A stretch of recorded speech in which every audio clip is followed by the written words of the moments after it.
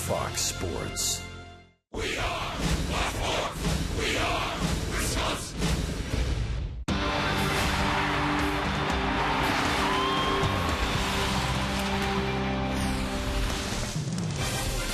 And good evening from Milwaukee, Wisconsin. We welcome you from Miller Park. The roof is wide open, and we are all set for Game 2 of this series. The St. Louis Cardinals, the Milwaukee Brewers. Brewers trying to even up this series at one game apiece. It is such a beautiful day. We thought we'd have our own tailgate, our TV crew tailgate here this evening. Great to have you with us, everyone. Brian Anderson along with Bill Schroeder. We've got our own tailgate going. All the food is good. Got our great crew out here enjoying the fun times. And, you know, Rock, we go through this whole season, and we enjoy everything about baseball. You know how we love that. But I tell you, to come out here and enjoy the tailgating experience of Miller Park, that's really what's cool about this place. Every day we come on the air, we get shots of everybody having a good time tailgating, eating the hot dogs and brats, and finally we're able to enjoy it.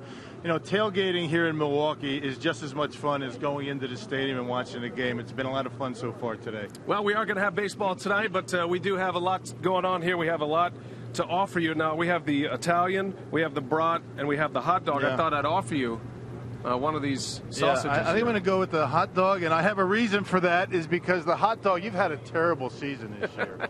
And I just hope that this hot dog, if I start eating this it's going to inspire you tonight. I'm counting on you. Can you do it for me tonight? There you go. Hey, you should look him in the eye when you talk to him. Look in his face? Like up there. Yeah, right here? No, up top. Up there? Yeah. I can't reach up there. Bad neck. All right, take a bite. Let's go. We go to break. We got baseball coming up. Lineups first pitch. Before that, we will check in with Craig and Davey. They'll talk catching when we continue on Fox Sports Wisconsin.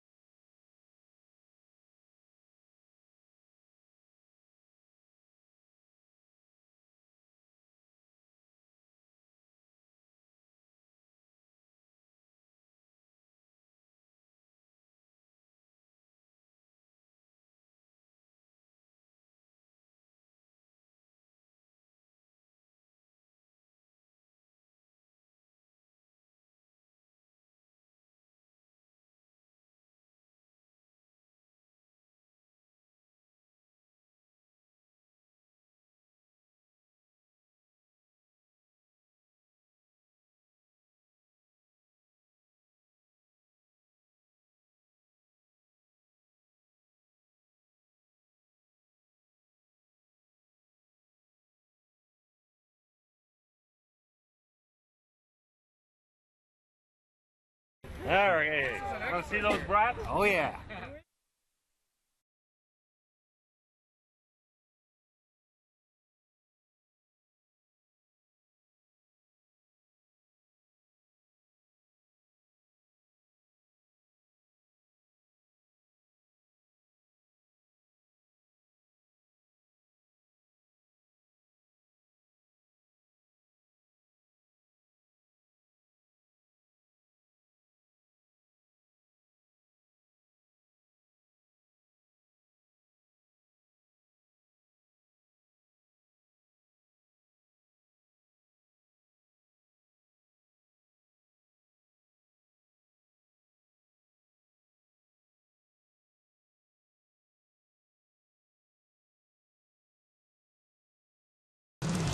Milwaukee Brewers baseball on Fox Sports Wisconsin is brought to you by Menards. Save big money on all your home improvement needs at Menards. By Miller Lite, it's not just a good time, it's Miller time. And by Toyota, let's go places. Boy, a full spread out at all the tailgates here at Miller Park tonight. We had our own, and while Bia and Rock make their way back in the booth, Davey and I are going to entertain you a little bit by talking about two outstanding catchers you're going to see in this ball game again tonight. Of course, Yadier Molina of the St. Louis Cardinals, perennial Gold Glove All-Star, and Jonathan Lucroy, who you know is on the cusp of making those kind of achievements as well. Well, that's right. You know, and the thing about it is, you know, you look at there's two apples, you know. There's no apples and oranges here. There are two apples, and they're both delicious in the things that they can do. When you look at Yadier Molina, takes the ball the other way, not afraid to hit with 2 strikes on him. Same with Jonathan Lucroy. Lets the ball get deep, can hit the ball the other way, not afraid to hit with 2 strikes, and they're both great at driving in men and scoring position. And we saw that last night. They combined for 7 hits in game 1 alone. And you take a look at the comparison between these two and how they stack up in the National League. Molina at the top of the list in batting average, and in power, it's Lucroy in RBIs and second in the league in home runs from their catcher's position. So these two guys ready to battle it out again here in game 2 of this series from Miller Park. Jonathan Lucroy's got Kyle Loesch on the hill with him tonight. First pitch on the way, coming up next.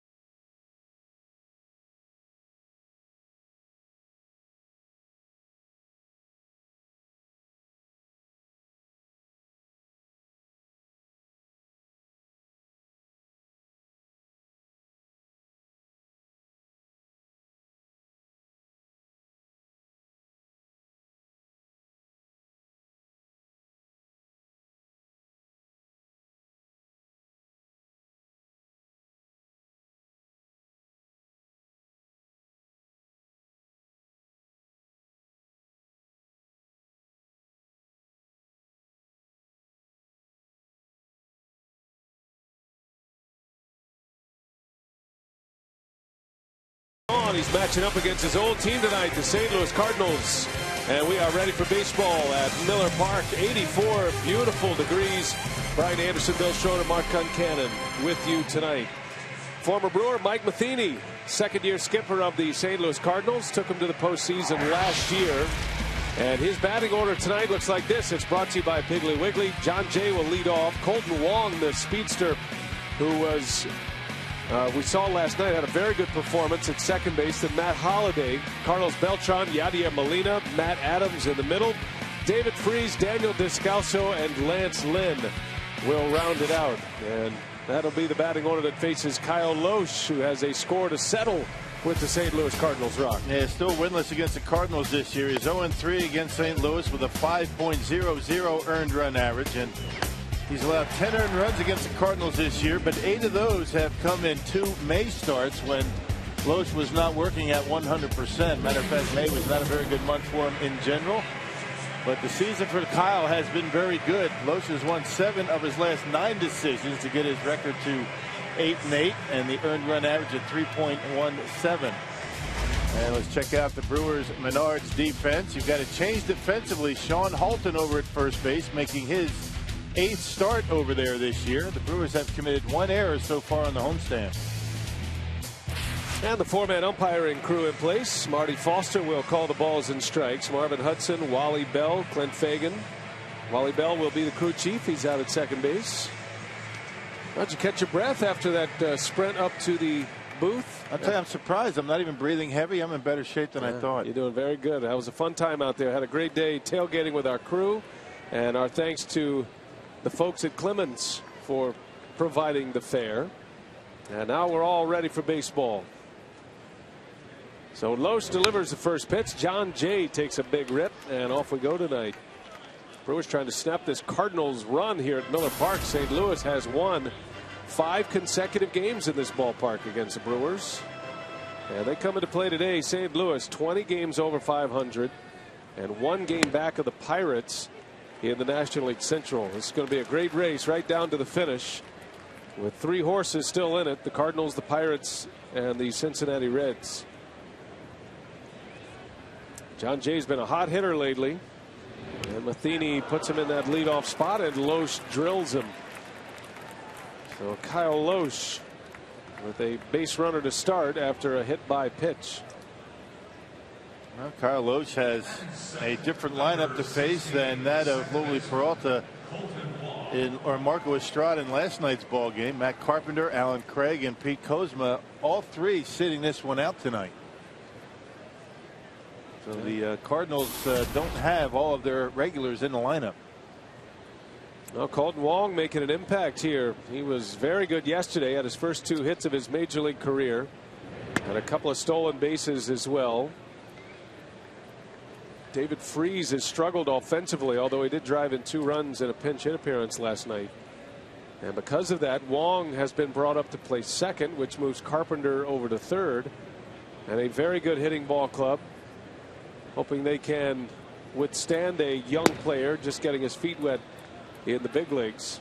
Wong started his big league career 0 for his first 8, but he had a couple of hits last night, scored 2 runs, and he's getting another chance. And he does give this lineup something they do not have, and that is speed. Yeah, they don't steal many bases, but Wong's certainly a guy that can run. And Wong a couple of infield hits in last night's ball game and came up with an infield hit to jumpstart the Cardinals with 2 outs and nobody on in the top of the 8th. That was a tough loss for Milwaukee last night. Yeah, one that got away from him. The late inning relief has been stellar for the Brewers for the most part this year. Bullpen overall has been great for Milwaukee, but last night Kinsler could not finish the inning. Despite having 2 outs and nobody on, the Cardinals went on the attack, and when it was all said and done, 4 runs were in, and St. Louis won that game by 3 last night. 8-5 was the final score. There's a bouncer to short. Segura to Jeanette. Got to hurry it over to first in time. Well turned double play. Boy, these 2 can turn the double play with the best of them. Segura and Jeanette. Yeah, they're starting to get to know each other a little bit. Jeanette's been in the lineup just about every day since the Ricky Weeks injury. And that about as tailor-made a double play as you can find. Your Jimmy John's freaky fast. A 6-4-3 double play and turning it on a pretty fast base runner. It looked like Segura slipped a little bit as well. Still got a good throw over to Jeanette. Doing a little housekeeping around his shortstop position. So nicely turned. 2 outs with 1 swing of the bat. And that means Matt Holliday bats with nobody on.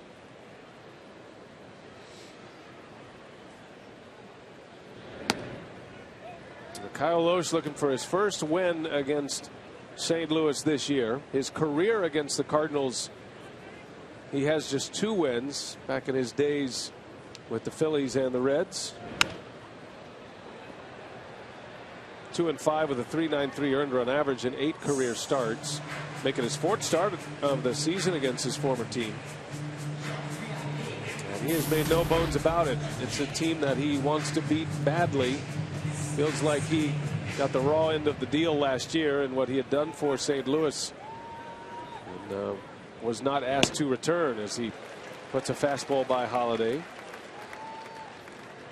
A lot of young pitching in that Cardinals minor league system, and they're here in the big leagues. A lot of rookies that have been, part of the reason that the Cardinals are 20 games over 500. They felt Loesch expendable, and the Brewers glad to have him. Little flare right field, and Aoki is there to retire the side. So that's how the night begins for Loesch. A scoreless first. Now the Brewers coming up against Lance Lynn.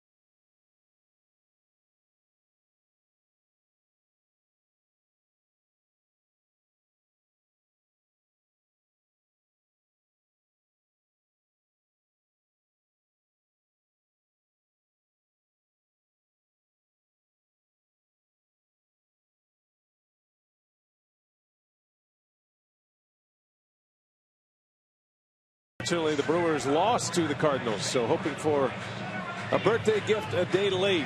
Third-year Brewers skipper winning the division in this Central Division back in 2011. Here's his Piggly Wiggly batting order. Aoki, Segura, and Lucroy at the top. Then you got Ramirez, Davis, and Jeanette in the middle, with Sean Halton getting his first start in his return to the big leagues. Logan Schaefer in center field for the injured Gomez, and Loesch rounds it out. There is Lance Lynn, his 26th start of the season. Yeah, 13-6, a 389 earned run average, averaging almost a strikeout per innings pitched.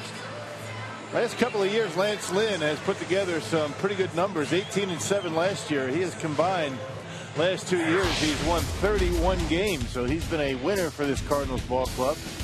The Menards Cardinals defense, the best defense in the National League. They've committed only 56 errors. That's #1 in the league, and they lead all of baseball in turning double plays with 146.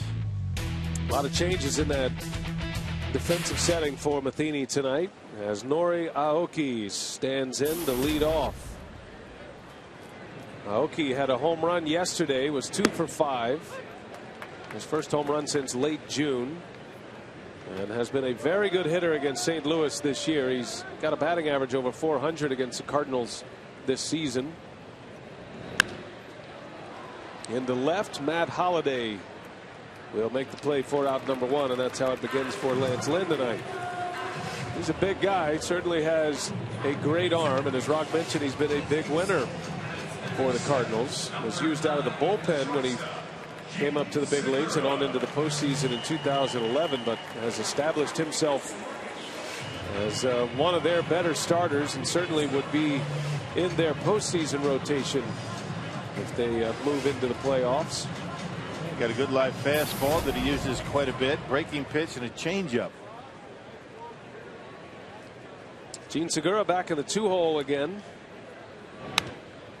Comes in batting .309, 7th in the league in batting.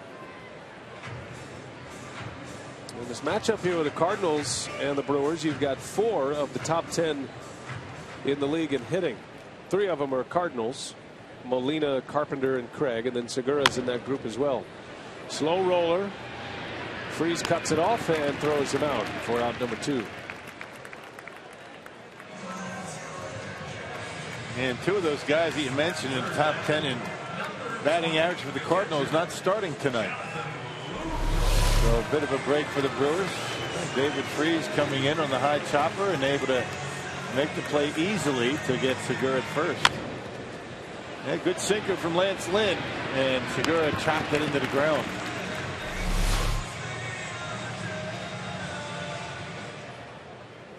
I think it's a testament to the success of Lance Lynn that Matheny feels like he can give up some offense. Every manager this time of year is looking for a day off for his regulars.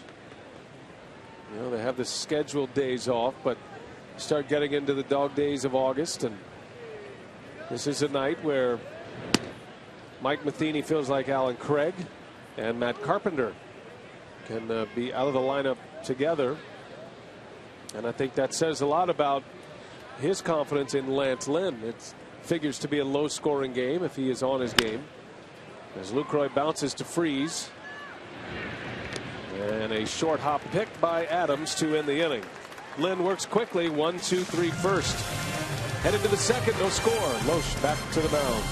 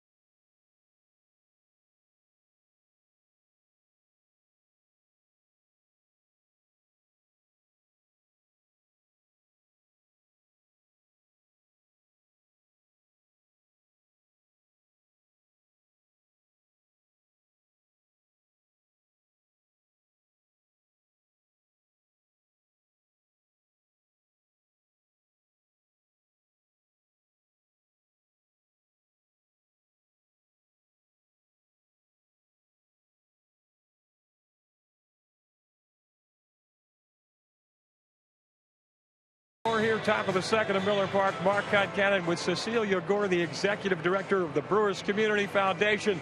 It's the Foundation's week in the ultimate auction tonight, always a fan favorite. Tell us about the auction, how it works, and who it benefits.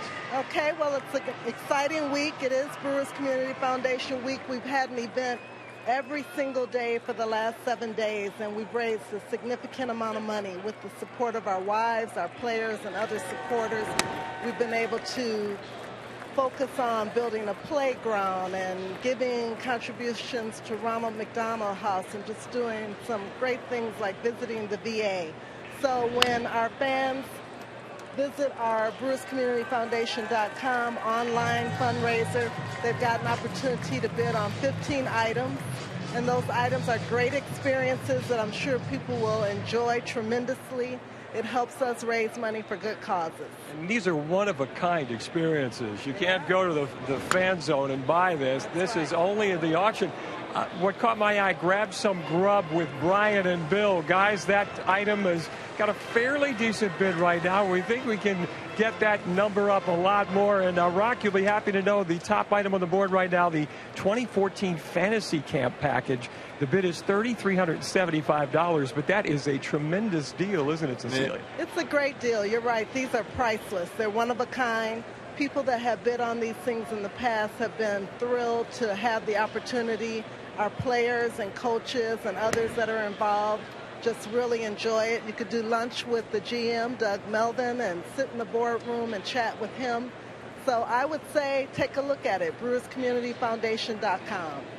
All right, we'll be updating the board all night long, so get on that website and bid high. And Rock, I know a lot of folks would love to share that fantasy camp experience. Yeah, that's a pretty good deal to get down there for a week in Arizona and hang out with some of the Brewers legends. But that's going to sell itself. But you and I have to do something to entice some of these folks to bid on that. Grab some grub with you and I. Yeah, but we got to sweeten the pot a little bit. 925. I mean, that's a good number, but we like to add a few things if we can to try to, make people really think we're important. I'm sure there are a lot of people who look at that and say, "Who's Brian and Bill?" Right. Well, so we have that's the first problem. We have that battle to fight. You're right. What do you think? Maybe we can get him like a Bob Uecker signed baseball or something.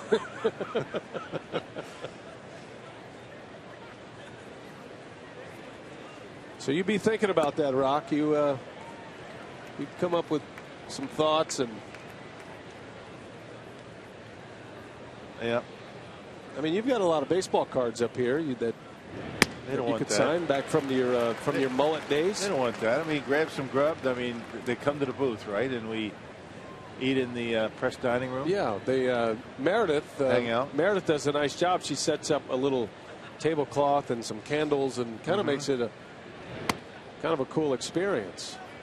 But we'll be thinking as we carry on here tonight. Yeah. How about an appearance in the instructional? I don't know how that works these days. Yeah. I'll have to think about that one. Okay. We will mention your name on television. You know what? We can say that we will have that person or persons two maximum to participate in some type of an instructional. Okay, nice. Before the season ends. I love that.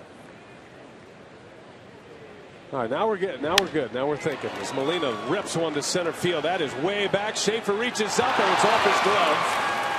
And Molina on his way to second base. Throw comes in late. Molina is in there with a double. Well, he is on a tear at the plate right now, Molina. 4 hits yesterday. And he rips a double off the glove of Schaefer in center field tonight. Yeah, Molina coming in 7 for 13 against Los with a home run. And you can see Schaefer playing relatively shallow. Got a glove on it, but not able to hold on to it. And Molina didn't run all that well. A lot of guys are going to be in the third base on that. But Molina not known for his speed and barely able to get into second base. Can't do everything well. He just can't run. That's about the only thing he doesn't do well. So Molina with a 1-out double. And here is Matt Adams, who had a big pinch hit RBI last night that tied the game after a long battle. He's been a great pinch hitter for Matheny. Tonight he gets a chance to start. That's one thing you notice about the Cardinals right away is their depth, their offensive depth. You know, when you can go to your bench and have guys like Matt Adams and David Freese and Daniel Descalso, who's a terrific backup infielder, gives you an idea of how flexible they can be. And Matheny does a good job getting his players into games, his bench players. And still another guy, a young player with very good numbers with runners in scoring position. The Cardinals the best in the business as far as at bats with men on second and third, hitting .330. 1 ball 2 strikes on Adams. Got Molina at second base. And a little cue shot, and that's going to sneak through for a base hit. They're going to send Molina, and he will score. So Adams delivers again. Cardinals are relentless with runners in scoring position. It is an incredible success story in that regard. That probably has never been seen in the big leagues before. Right. I mean, they started out with these kind of numbers, you know, 330, 340 early in the season. Everybody figuring they're not going to be able to continue that. Well, we're here in the middle part of August, toward the latter part of August, and they're still hitting like that. And you talk about threading the needle, you know, with a shift on just out of the reach of Segura and Jeanette. Had Jeanette been able to knock it down, Molina would not have scored. So Adams with RBI number 36, and he gives the Cardinals the first lead tonight. Back-to-back hits. And now David Freese.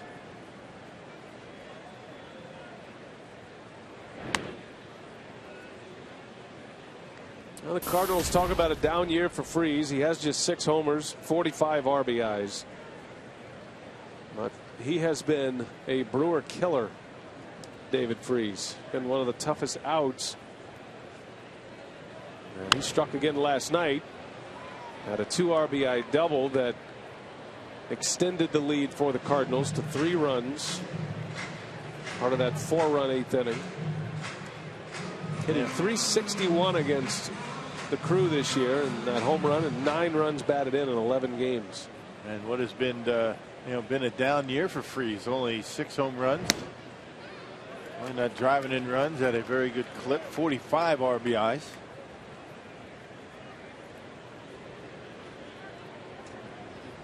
He's been dealing with some ankle problems that are chronic and probably going to be with him the rest of his career.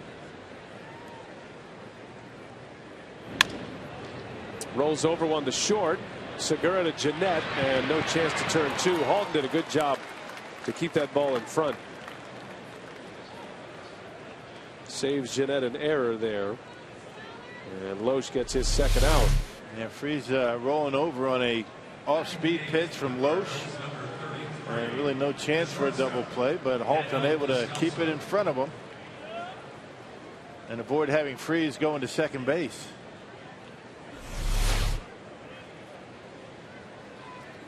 Sean Halton making his 8th start in the big leagues at first base, and his first since returning to the major leagues last week.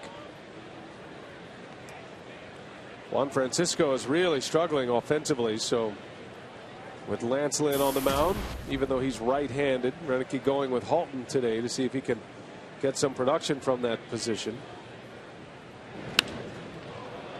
Descalso to deep right. That'll stay in for Aoki, and that will retire the side. So Loesch gives up a run, an RBI single by Adams, 1-0 Cardinals.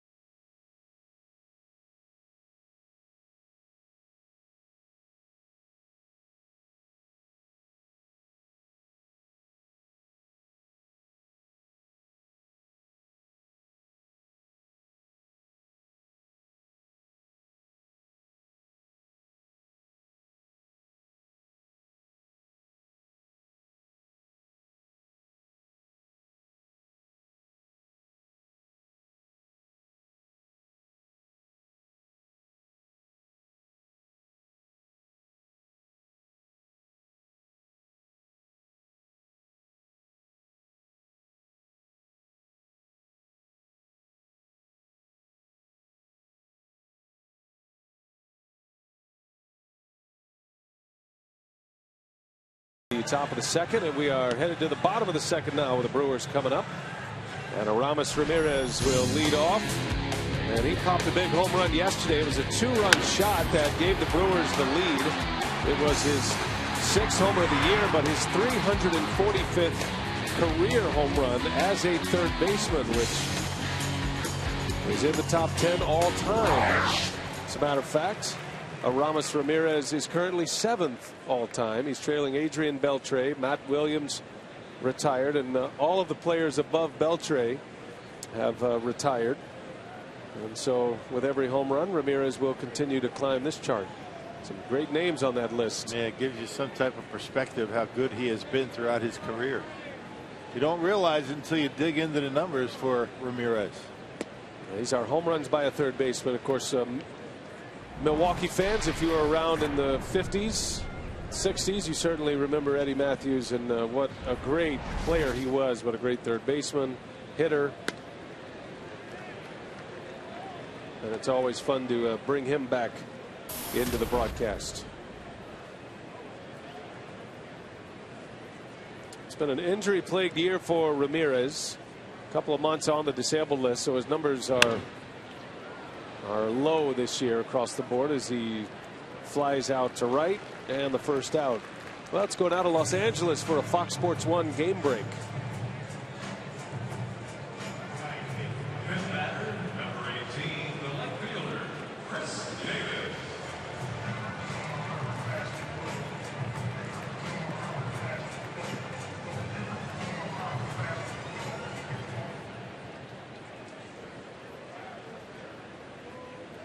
All right, Don, thanks. Back here at Miller Park, Cardinals Brewers tonight.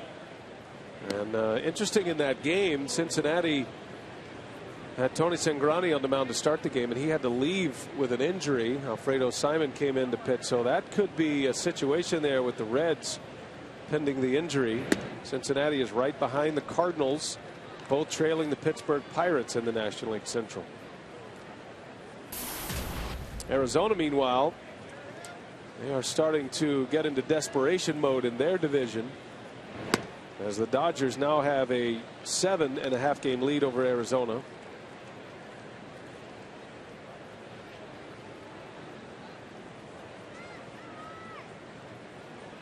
Diamondbacks are 6 back in the wild card race as well.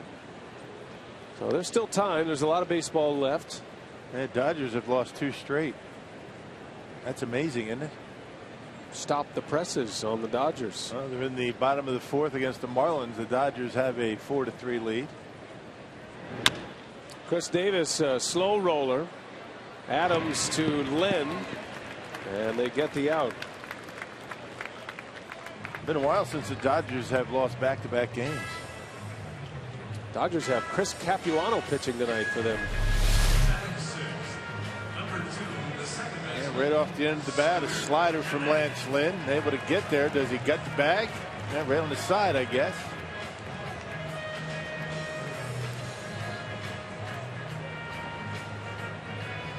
So 2 up and 2 down. And just checking on Lance Lynn.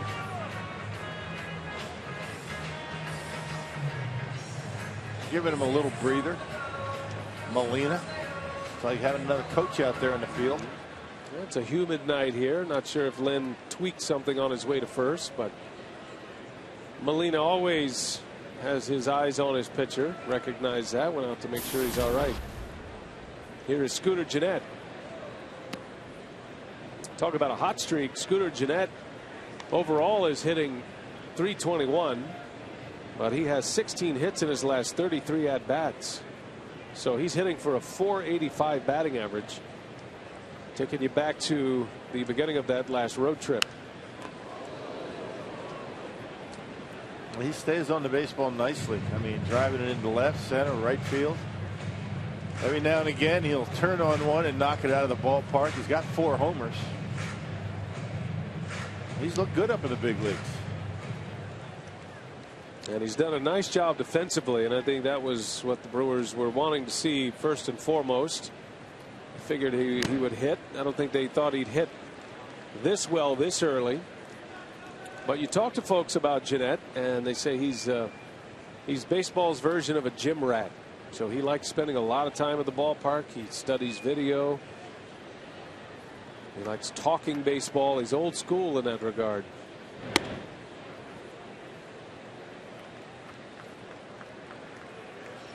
Does what he has to do to prepare. He's never seen these pitchers before, and that's what you have to do. You got to get in front of the video. You talk to other left-handed hitters that have faced them. Bouncing ball to Wong, and Lance Lynn is through the second. He's retired the first 6 he's faced. We go to the third from Miller Park.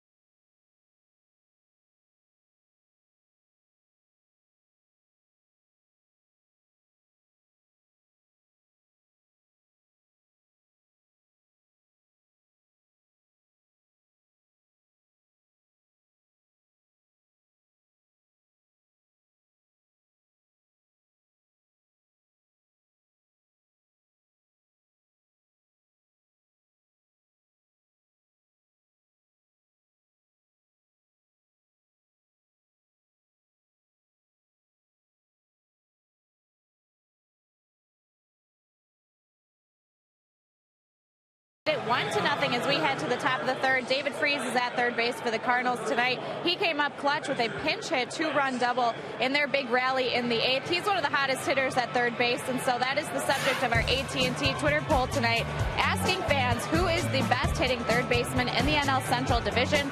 Freese is on that list. Todd Frazier of the Reds, he's hitting .234 with 13 home runs. Pedro Alvarez of the Pirates, also an average of .234, 31 home runs for him, and of course our own Aramis Ramirez, who hit his 6th home run of the season.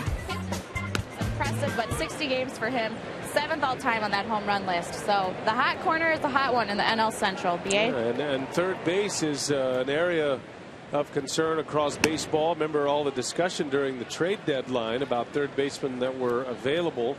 Pittsburgh is getting great production out of Pedro Alvarez, and I know they had their concerns about him earlier this season, but he has been huge. Yeah, he can hit. And not so much defensive third baseman, but they're talking about Pedro Alvarez as a possible MVP candidate. And he has been very good with the bat this year. Well, the offensive candidates in the National League overall is a little bit weak as you take a look at our head and shoulders whiff. Kyle Loesch with the slider striking out Lance Lynn. And for Kyle Loesch, his 2nd strikeout as we go back to the top of the order. Alvarez is hitting just .234, but he has 31 home runs, and playing half your games in that ballpark, that's saying something. That is a pitcher-friendly park in Pittsburgh. He's got a chance to hit 40 this year and driving over 100 runs as John Jay bounces out for out number 2. Hey, on Sunday, September 1st, all fans in attendance at the Brewers-Angels game will get a Gorman Thomas bobblehead, compliments of Wisconsin National Guard. Visit Brewers.com for tickets. Stormin Gorman Thomas in his Seattle Pilots uniform hung out with Gorman today at the VA hospital. Had a little event, a Q&A. They had a picnic out there, and good time had by all. Gorman can tell some stories. Oh, yes, he can. Is he on the fantasy camp docket this season? Yes, he is. Nice. For that reason alone. He doesn't do much, physical work out down there, but I'll tell you, he entertains like no other. Most of his entertaining that he does is getting on my case. The story time. Is standing considered physical activity for Gorman at fantasy camp? Yeah, he does not do that. Sits on a chair and urges on his team. But what a great contribution, or what a great addition to fantasy camp he is every year. You get he and Jimmy Gantner going at each other, at happy hour. It's worth the price of admission. Gorman over the years has been good about carrying around the big air horn and kind of spooking people as he walks behind them with the air horn. Kind of his thing. Wong bounces one to third, and it's off the glove of Ramirez. And Wong thinking about 2. He will stop at first after a big turn. That'll be a base hit for Colton Wong. Yeah, good effort by Ramirez. Had that ball got by him, no way Segura is going to be able to throw him out. Wong runs very well. Shaded a little bit up the middle is Segura. If he gets it, I don't think he's going to be able to throw him out. Ramirez had the only shot at it. And watch Chris Davis come in hard to make sure that Wong stays at first base. He was thinking about it. Well, we'll see if he is on the move. He had a couple of steals last night. Stole 20 bases in AAA Memphis this year. And for a team that doesn't run, he gives them a weapon that they have not had. And you can see why the Cardinals are so high on him. A first-round draft pick just 2 years ago. He's got the big bopper, Matt Holliday, at the plate with 2 outs. Holiday's been a little behind the fastballs in this series. A little behind Marco Estrada's fastball. Now Loesch.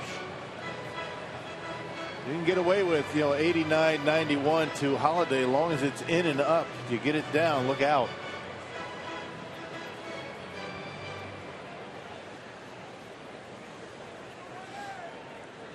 Quickly 0-2 on Holiday, who flew out to right field his last time up.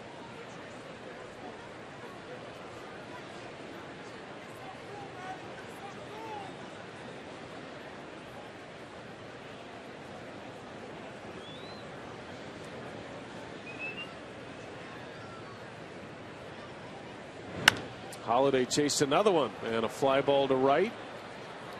Aoki with room and fair territory to end the inning. Good pitching by Loesch, going after Holiday's weakness.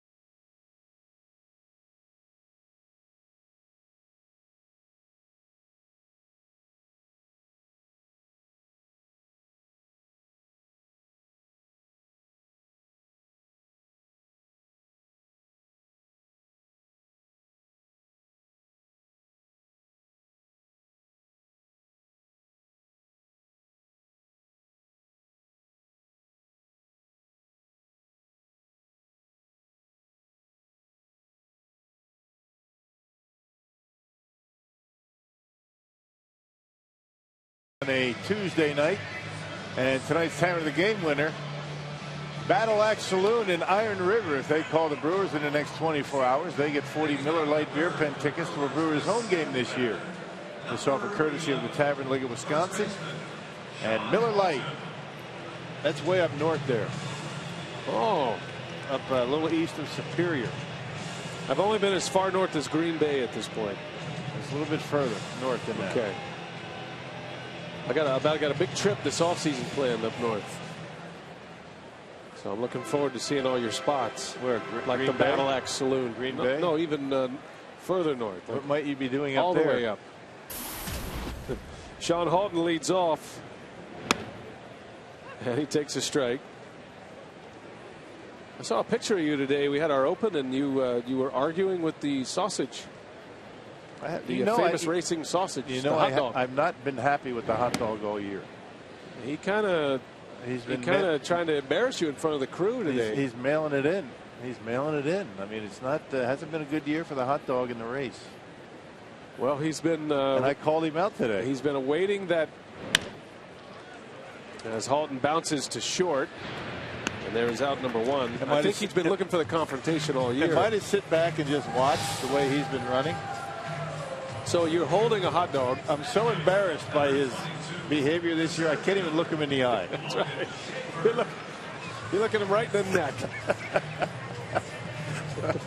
Look, he's just got a big grin on his face. I was hoping that just holding one of his brethren there in front of his face might get him going tonight. Well, Mark Concannon, you see what Dinner with Bill did for the hot dog today. How about for our tote board on the Ultimate Auction? Well, you guys sweetened the pot during our last interview with Cecilia Gore, the executive director of the Brewers Community Foundation, and that bid has spiked over $1,000 now, BA. It's the ultimate auction. You can get in on it right now. BrewersCommunityFoundation.com. You can bid. And Cecilia, one-of-a-kind items. I know there's one you've got your eye on. Well, I'm going to tell you, I love the GM for a day. Doug Melvin is an outstanding person. Just this past week, he and his wife, Ellen Melvin, raised money for breast cancer prevention with their pink tie guy. And so having an opportunity to talk to Doug about the game and the players and the decisions that he makes, along with the charitable things that he does, could be quite thrilling for somebody to take advantage of. Yeah, one-of-a-kind items, guys. You can't find these anywhere. You can't find them on eBay, but you can find them right now at BrewersCommunityFoundation.com. We'll update you in a couple of innings. But again, BA and Rock, that dinner with Bill and Brian up to almost $1,100. Anything else you can throw in there to sweeten the pot a little bit more? Well, we appreciate Cecilia mentioning Doug's name, but it's all about us tonight. We got to make sure we, this is our way of making sure the front office and the ivory tower actually thinks that people like us. We'll add some stuff. I mean, got all night, right? Yeah. I mean, right now, where are we at? That's the problem. We usually add things and then we forget. So right now, if you bid and you're the winning bidder, you get to, and right now it's a 1075, so you get to appear on television during Rock's postgame instructional. That's one thing. And get some dinner. And obviously the meals included. Come into the booth, before the game. That's pregame, and then postgame is the instructional, and then of course we'll mention your names on television. And Rock will sign a card for you, an old Bill Schroeder special. It just went down. You put it in your bicycle spokes. It just went down to 1,000.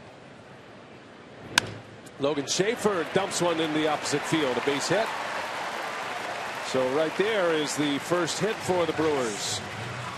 Lynn retired the first 7 he faced, and now Schaefer is aboard with a single. A nice easy swing for Logan, just trying to serve one out there in the left field, not trying to do too much. Lance Lynn has only allowed 9 home runs this year. That's pretty good. There's that sinker, had good movement on it. He tried to pull it. It would have been an easy ground out, but goes right with it and gets a base hit. That'll bring up Kyle Loesch with one away, likely to be bunting here.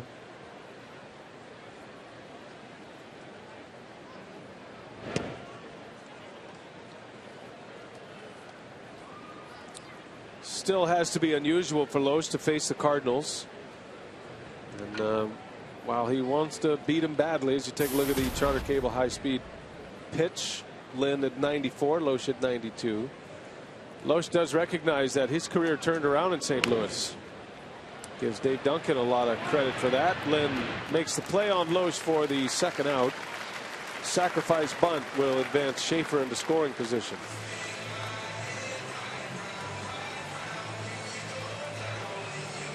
Sixth sacrifice bunt of the year for Loesch. Sets up Nori Aoki at the top of the order. And little things you have to do to beat teams like the Cardinals. And the reason why the Cardinals are near the top of the division, they do the little things very well. You have to do the same to beat them. And now base hit could tie it up.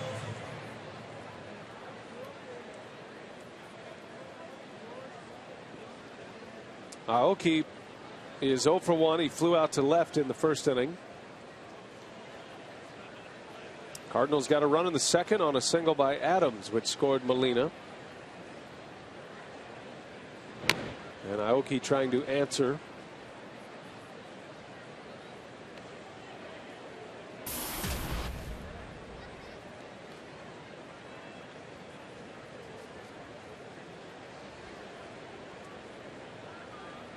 Beautiful moon. It's almost full, Rock says. And later on tonight.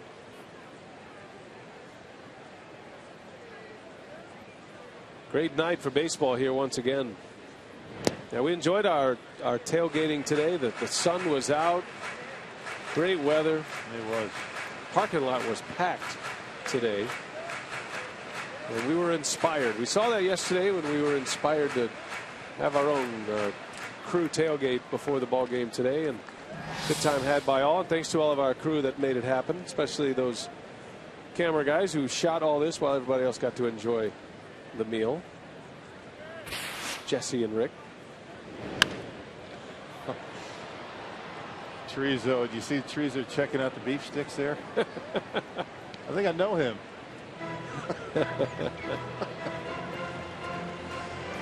Goes back to that age-old Harry Carey question in skit form. If you were a hot dog, would you eat yourself? I know I would.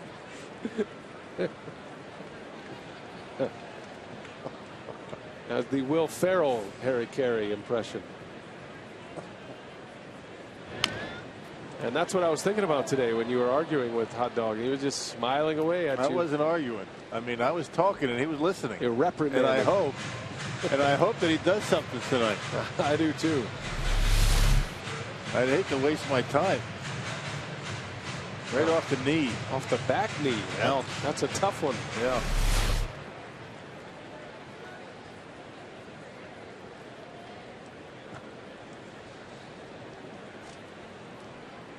Aoki down in the count, 1-2.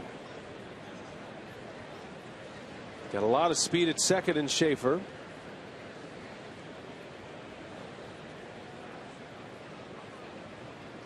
And Lynn delivers, and Aoki spoils one foul.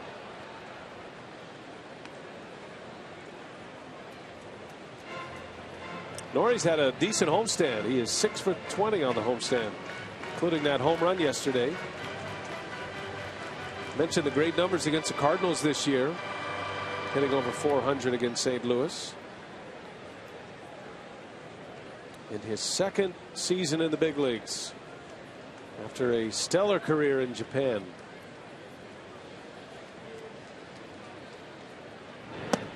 Brewers had never had a position player from Japan until Nori Aoki last season. And he's under contract for next year as well. Great personality, fun guy to be around, and learning the English language. And he was so thrilled. One of the great moments this year was the birth of his second child, and he wanted that child to be born in Milwaukee. So they would always have a story to tell about his time in Milwaukee. Ooh, that didn't miss by much. Aoki takes a ball, and now it's 3-2. And Lynn is upset. Molino's on his way out to settle him down. It looked like a pretty good pitch, pretty close pitch to take with 2 strikes.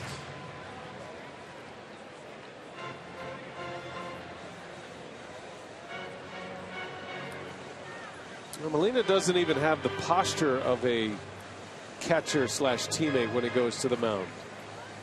I mean, he looks more like a pitching coach. You know, most catchers go out and they'll have a chat. Equal exchange of ideas, but that's really not the case when Molina goes out there. Molina does the talking and the pitchers do the nodding. I noticed that he went to the top of the rubber so he could look eye to eye with the 6'6" Lynn. And there's a breaking ball that missed. So Aoki draws a walk, a hard-earned bases on balls, and now a 2-on for Gene Segura.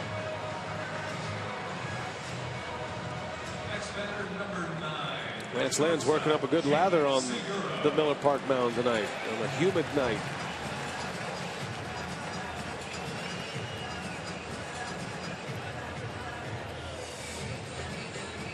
So 20 pitches, and he will face Segura with 2 on and 2 out, with the Cardinals up 1-0.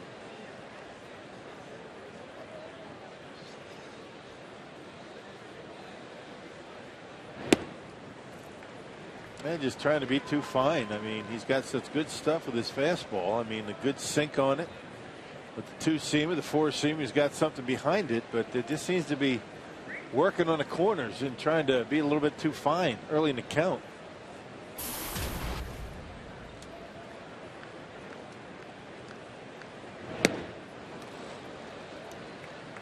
Back-to-back breaking pitches.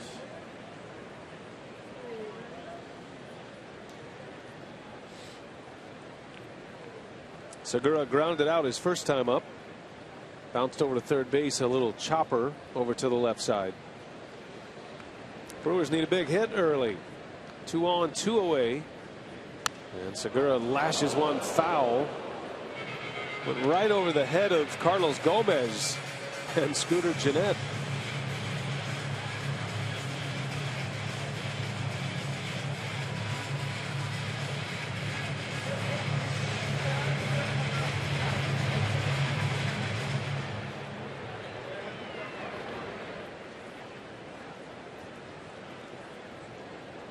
Segura down in the count, 1-2.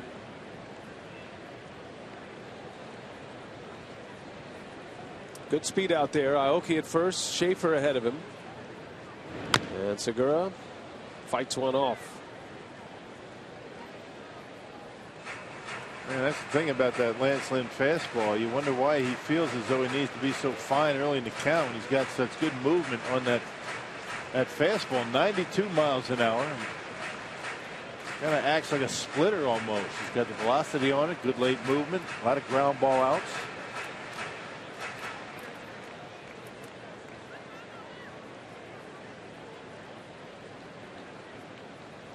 Do it again, another 1-2, and Segura strikes out. Lance Lynn gets through it, strands a pair, despite giving up a hit and a walk. 1-0. St. Louis.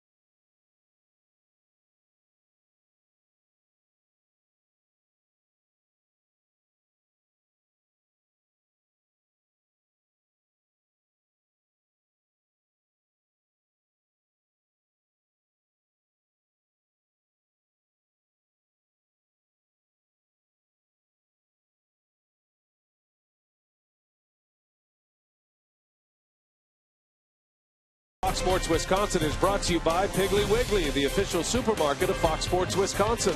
By Ho-Chunk Gaming Wisconsin, your ticket to more. And by Marshfield Clinic, don't just live, shine. Well, beautiful sunset, huh? Miller Park, roof is open, lights are up. Tuesday night against the Cardinals. And Kyle Loesch behind 1-0 as we head to the fourth inning now. Beltran leads off for St. Louis. Beltran, Molina, and Matt Adams to start it for the Redbirds.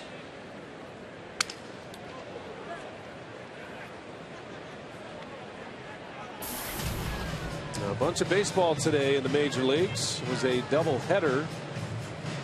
So there are 16 games on the schedule. The Yankees beat the Blue Jays in the first game of that doubleheader 8-4 earlier today. And the Blue Jays are leading game 2 2-1. They're in the 7th there. Yankees a lot like the Diamondbacks right now. They're on the outside looking in at this point as Beltran singles. And the Cardinals have their leadoff batter reach. Now the sports and highlights show you've been waiting for is on the air. Fox Sports Live. Jay Onrait, Dan O'Toole, joined by Donovan McNabb, Gary Payton, Andy Roddick, Carissa Thompson. They bring you everything you need to know about the world of sports. Fox Sports Live airs nightly on Fox Sports 1, brand new network. There's a former Brewer who is doing a great job and a fast rising star in the business. Gabe Kapler has been a guest on that show a couple of times. I always felt like Gabe was going to be good on the air. He was always very thoughtful when he was a player, and you'd go interview Gabe, talk to him about the game. A deep thinker. Yeah, well spoken, and yeah, he'd always give you something that you could take away and use during the broadcast. And not one of those guys that's going to give you a bunch of cliches, and why bother?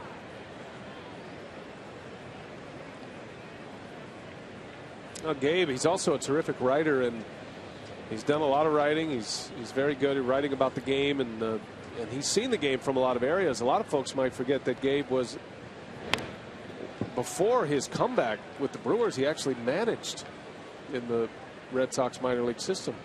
He's a minor league manager and decided he wanted to play again. Came back and did well. Yes, he did. And then he got injured, and that was pretty much it for Gabe Kapler as a player. But good to see he's doing well, and I'm sure he'll be a nice addition to that. The baseball coverage of Fox Sports 1. 2-1 to Molina, and that ball's deep to left. And that is way back and gone. Cannot get this guy out right now. That is his 6th hit in the series already. It's a 2-run home run. And the Cardinals are now up 3-0. They were talking about possible MVPs in the National League. We mentioned Pedro Alvarez, third baseman for the Pirates. That's my vote. That guy right there in your screen. What he provides both at the plate and behind home plate, invaluable to this ball club. Certainly the unquestioned leader of the St. Louis Cardinals, and he gives them a 3-0 lead. He is now 6 for 7 in this series. Matt Adams hits one sharply. Segura knocks it down, throws to first in time. Great play, Gene Segura taking a hit away from Adams.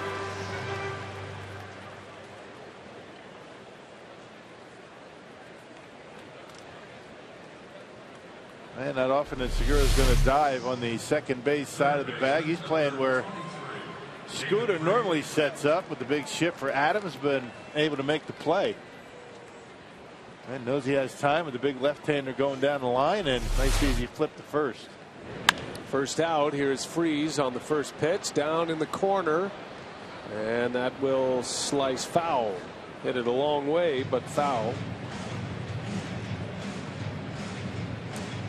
Well, the home run bug continues to bite Kyle Loesch. His 22nd homer allowed this year. Tied for the most in the National League with Ian Kennedy now pitching for the Padres and Dan Herron with the Nationals.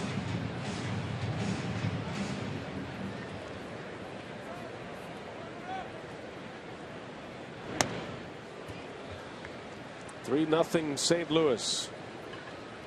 Trying to think about where the hole might be right now for Yadier Molina. We've seen him use the entire ballpark. Had 4 hits yesterday and had hard hit balls to left, center, right field, down the right field line. If you pitch him away, he's going to hit one down the right field line like he did last night. You pitch him in and you don't get it in, leave it out over the plate. Knocks it out of the ballpark. Freeze into center right at Schaefer. Hit it hard, but a line drive out for out number 2. A reminder that this copyrighted telecast is presented by authority of the Milwaukee Brewers and may not be reproduced or retransmitted in any form. And the accounts and descriptions of this game may not be disseminated without express written consent of the Brewers.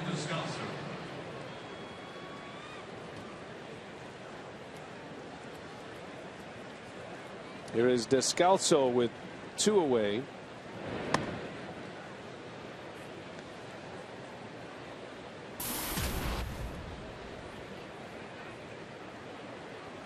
Came in as a pinch hitter last night. He was part of the 6 consecutive hits in the 8th inning last night.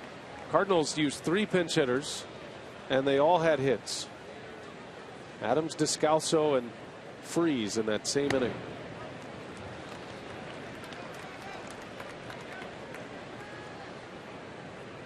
Yeah, Cardinals had 4 hits with men in scoring position in that inning alone. The Brewers have been able to pretty much eliminate any of their success in that category last night until that 8th inning.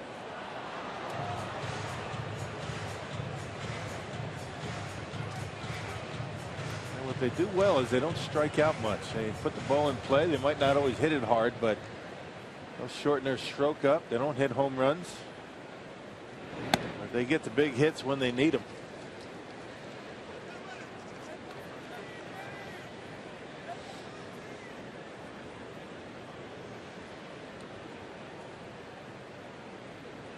Two-two to Descalso, and he is down on strikes. Loesch got him swinging. Inning is over, but not before Yadier Molina homers to make it 3-0.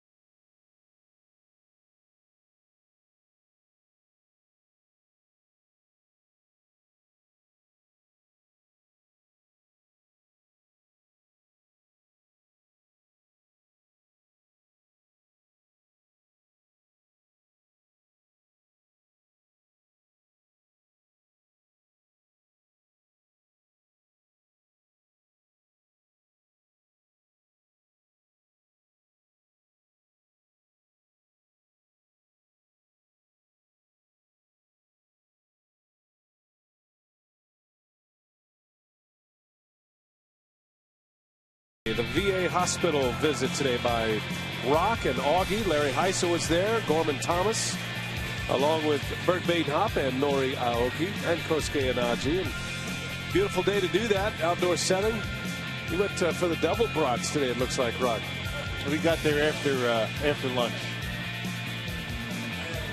But good time. I mean, these guys, we owe them a great debt, all the veterans and their families. And second time that we have gone over to the VA. We went there last year. I know Lucroy was with me last year and talked to some World War II veterans. Actually, last year I talked to a guy that was at Guadalcanal, and I talked to a different guy last year that was in the Battle of the Bulge. I mean, those are great stories. I mean, it's like they happened yesterday to these guys. And most of them today, Vietnam and the Iraq War. Certainly want to pay our respects, and it's right next to Miller Park. It's walking distance. You could just walk right up the hill, and great to see you guys out there out in the community today, and good on the players for doing that as well, making the trip, coming in early today to go spend some time with the veterans.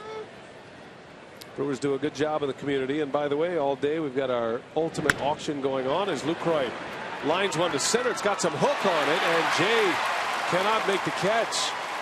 Oh, yeah, that one had a funny look to it, didn't it? It did, and you really can't blame John Jay because that ball was an unusual finish to it. It looked like a curveball off the bat of Lucroy. It actually looked like a cutter. It's straight until it gets to John Jay. Watch this one.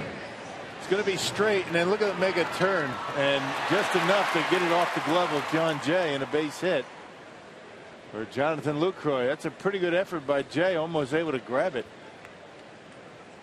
A late fade or a hook. There it is. Look at it go. Wow. You don't very often see a baseball do that. Ramirez goes into left field, a base hit. So on the first pitch, Aramis attacks, and the Brewers with 2 on and nobody out, and in desperate need of some runs, down 3-0. Yeah, Ramirez starting to get better swings up at the plate. I mean, out for a good month and not have a rehab assignment, and so he's just trying to get himself into swinging shape. And home run last night, the base hit here in the 4th inning.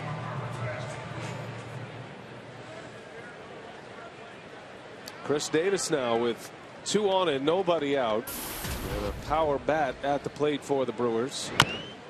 And a little tapper. Lynn bobbles, recovers, no play. Everybody's safe. And the bases are loaded with nobody out. Certainly a play that Lance Lynn should have made. We'll see how they score it. Now, a little chopper. He's got to go toward third base, drops it, and doesn't get anybody. So the Brewers set up nicely in the 4th. I'd be surprised they call that a base hit. A lot to ask out of a pitcher. Lynn would certainly tell you he should have made the play, but you release the pitch. You're not sure about the speed of the ball coming off the bat. I'm going with a hit on that. Yeah. But Tim O'Driscoll doesn't see it that way. E1 is the call. And so the bases are loaded for Jeanette. Takes a strike. Yeah, that's one of those that could go either way. But, Lynn was kind of falling off toward first base, had to adjust. And threw the glove up there, not able to grab it.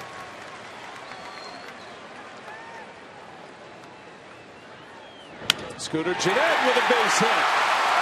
In the score is Lucroy. Ramirez will be held around third. And the line keeps moving. The Brewers with their 3rd hit of the inning. Jeanette with an RBI single. And it's 3-1. Milwaukee finally on the board. The Brewers not messing around, attacking early. A 1-0 pitch for Scooter Jeanette, and lines it into center field. Boy, you love the approach of Jeanette up there at the plate. And it dropped down a little bit, flattened out the sinker, and Jeanette able to hit it hard into center field. And Ramirez not running all that well. Ed Cedar has to hold him up.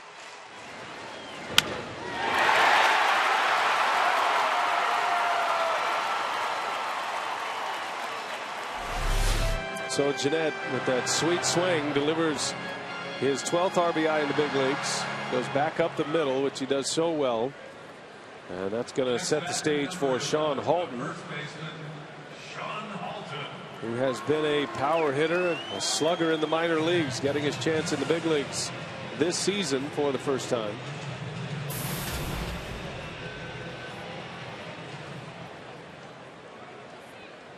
Three to 1 St. Louis. Brewers on the board for the first time on 3 hits in this inning.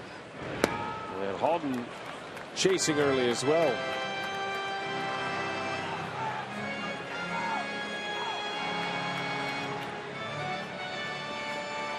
Halton has 1 big league homer. That came against Cincinnati.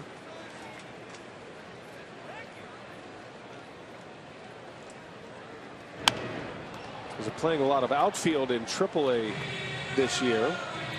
Brewers brought him up last week earlier on this homestand.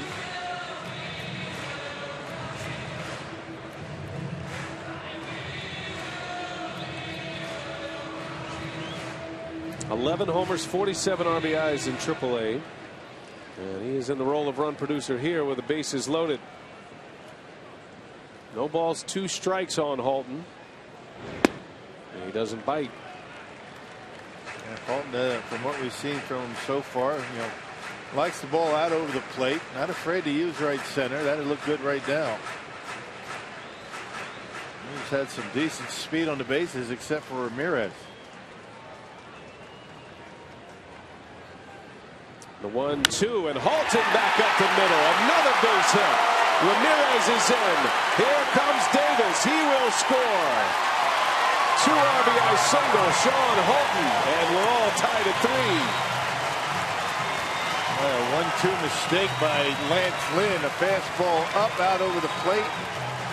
And just what we were talking about. That's where he likes it, and able to hit it hard into center field. Didn't try and pull it. Got those big long arms extended and hammers it into center field. So the Brewers, that didn't take long. Brewers tying it up, still nobody out. Well, 4 hits in the inning to go along with the error, and that could have been a hit as well. 2 on, nobody out. 3 runs are in, and here's Logan Schaefer. And the Brewers giving the Cardinals a little bit of their own medicine, chipping away with singles with runners in scoring position and using the good approach, not trying to pull it.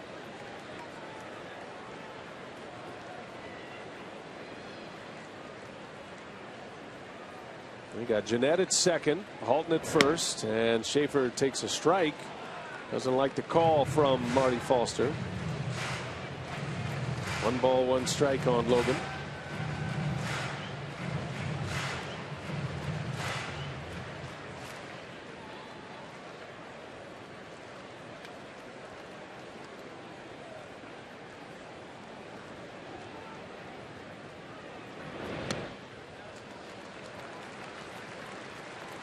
You start to wonder when Mike Matheny will get his bullpen active. Still nobody out in this inning. Figure maybe another hit. You might see it. You got some guys moving around a little bit out there in that Cardinals pen. Nobody throwing yet, but you kind of get a sense for possible work coming up. 2-2 to Schaefer. Had a good cut.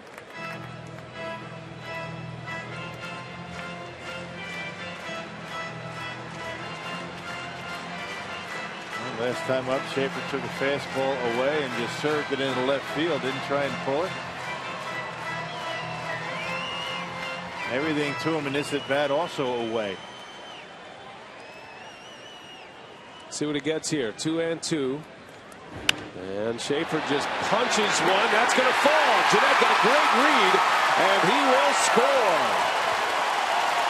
Logan Schaefer with 2 strikes just serves one like a tennis backhand into left field. Well, it kind of reminds you of the Cardinals' top of the 8th inning last night. Everything finding a hole. Well, how about the guys doing the job? Well, if you were to say that Jeanette, Halton, Schaefer would be driving in runs, based on the opening day lineup, you'd think everybody's crazy. This young team, look at that approach. Able to go down and get it. and dump it out of the reach of Descalso, and Logan Schaefer with an off-speed pitch able to get a base hit and an RBI. And the 5th hit of the inning, 4-3 Brewers. Loesch is up there to bunt. Jeanette got a great read off second base. He saw it all the way and was able to score easily without a throw from Matt Holliday.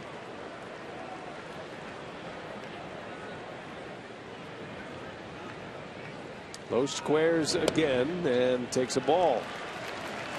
And now it's 2-0. Pitch count rising quickly for Lance Lynn. 4 runs in on 5 hits.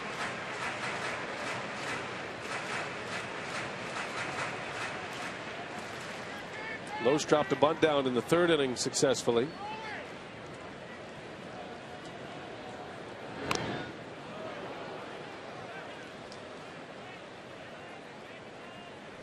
Loesch lucky that did not get a piece of him somewhere. That ball boring in on his hands, and somehow he's able to get the bat on it, but very easily could have hit a finger. Look at this. Ooh, that was close. Look out. And Loesch lays off. Now it's 3 balls and a strike.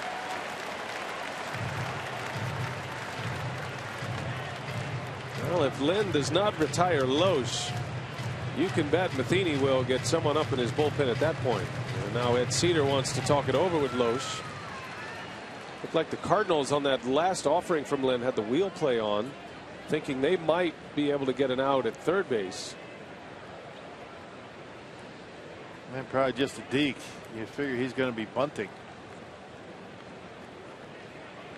Squares early.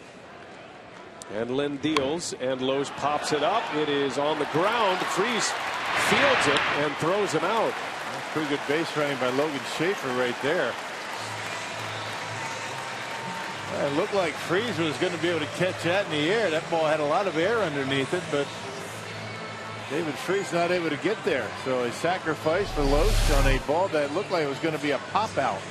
Look how high this ball goes. I'm not sure what David Freese is waiting for. Looked like he could have got there. He just stopped. Well, a successful sacrifice for Kyle Loesch. Well, if he makes that catch, he's got a chance at a double play somewhere, either second or first. Not sure why he didn't go after it. Freese hobbled by the bad ankle and unable to make that play. So it's a sacrifice bunt. Second and third for Aoki, who jumps on the first pitch deep into left. This is going to be deep enough to score Halton, who tags, and he's in. Schaefer tags as well. The Brewers add one more to it. It's 5-3 on a sacrifice fly and an RBI by Nori Aoki. Yeah, good situational hitting from Milwaukee in this inning. Advancing base runners and really doing a nice job on the bases. I mean, heads up base running, getting good jumps off the bases, and knowing that Matt Holliday doesn't throw well, Schaefer able to get the third. Now the Brewers have batted around as Gene Segura with 2 outs, the 9th batter of the inning, and he drops a bunt down. Well, what an inning it has been for Milwaukee. Started with Lucroy, who singled and scored. He and Ramirez with back-to-back hits. Davis's could have been scored as a hit. Could have gone either way. Goes as an error instead. Even the outs have been productive for Milwaukee. That's what you like to see. You're going to make an out, advance a base runner.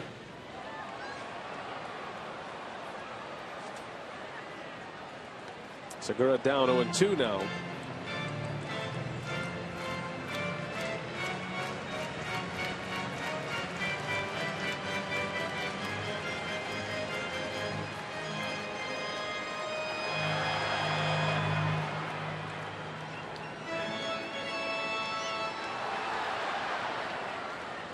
Oh, 2 to Segura. Schaefer ready to run at third base. Segura, slow roller, going to be tough. Coming in, Descalso. Throw to first is just in time. Segura gunned down. Good play, Descalso, but the Brewers will take it. A big one in the fourth. How about 5 runs on 5 hits? And the Brewers go from 3-0 down to up 5-3.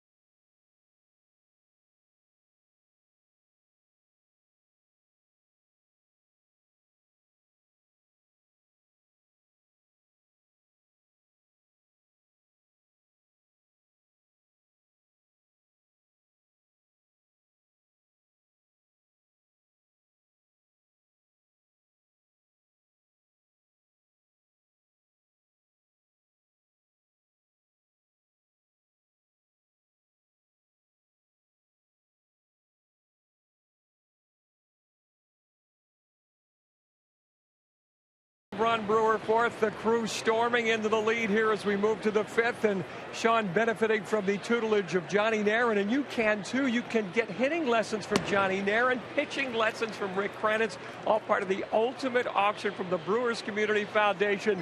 Cecilia Gore, the foundation director. Lots of one-of-a-kind items here, including a Hall of Fame experience. Hall of Fame experience. A couple weeks ago, we had an evening with Hank Aaron, and we had Bob Uecker, Robin Yount, and Hank Aaron in the house. And they autographed jerseys for us and also took a picture that night and autographed the picture. So the lucky winner of this auction item will have a beautiful Hall of Fame package. And folks, you have until 11:59 tonight to go to brewerscommunityfoundation.org to bid. Lots of great items here. You can throw out the first pitch of the game. You can be GM for a day. A spring training experience, rock the fantasy camp. That is always very popular. $3,725 bid there, and dinner with you guys up to $1,125. But we encourage everybody to bid and bid high. We'll be back in a couple of innings to let you know how things are going. All right, Mark, thanks a lot. I think we ought to sweeten the pot just a little bit more. We need to get that up to 2,000. Yeah, what do you got? Anything? Well, what do we have so far? We've got the you're going to sign some stuff. You're going to have a meal with us, and we're going to allow you to go on the field for an instructional. Mention your names on television. Right. As John Jay bounces out. Before we do that, let's go to Los Angeles for a Fox Sports 1 game break.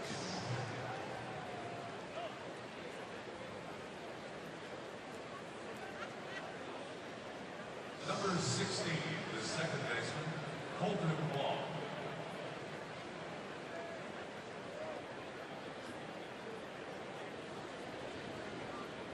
Speaking of MVP candidates, Paul Goldschmidt having a great year. The RBI leader in the National League with the Grand Slam. I got the perfect thing to add to it. Sweeten the pot? How about, okay, you get to be a part of the instructional, have dinner and all that, as Colton Wong with a base hit, and he's aggressively around first. And a 2-out single by the rookie second baseman, his second hit of the night, and his 4th hit in this series. So Loesch got the first 2 outs quickly, gives up a 2-out single, and now will face Matt Holliday. Next batter, number 7, the left fielder. So what are you adding? Yeah, I got it. How about a trip onto the field for batting practice? Nice. Yeah. So your day begins with a trip onto the field for BP. Doing Brewers batting practice. Right. Get to go hang out on the field, and then you come upstairs, have dinner with us in the press room. Then you're going to sign some stuff for them. We don't have to include that. I mean, you're just being nice. I don't think that's going to really entice anybody to purchase the package. Totally disagree. And then we're going to mention your names on television as the winner. We were told that we can have these folks come into the production truck and check out what goes on there. Oh, nice. After the instructional? No, before, during the game. Perfect. Well, we appreciate the truck doing that. So that's 5 things right there. That's right. Stellar. And then to cap off your evening after a Brewers victory, you get to go on the field with Rock for the post-game instructional, and then be on TV and show your athletic skills. That's right. So that should do it. I mean, that's a pretty good package. I'm going to be really disappointed if it doesn't get to $2,000. So that's where we're at. That's our final offer, folks. Don't let us down. Maybe incorporate Sophia somehow. That'd be a good idea. I'll have to think about that for a minute, since we haven't actually asked her. Wong takes off, and the pitch is down and out. No chance for Lucroy, and a stolen base. She's a team player. She'll go for it. Yeah, great jump, a good lead, and that kid can run. Man, not even close. It's his 3rd stolen base in this series. He has 4 hits and 3 steals.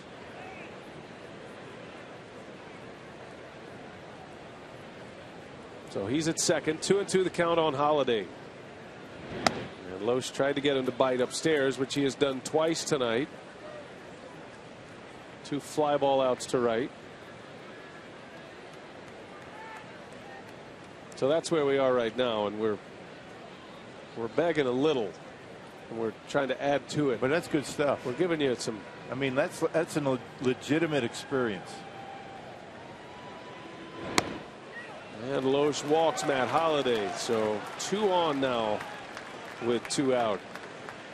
Well, we are not on television tomorrow, but you can check the Brewers squeeze play version, which is a 30-minute condensed version of our non-televised game tomorrow. And that'll air tomorrow at 7 p.m. on Fox Sports Wisconsin.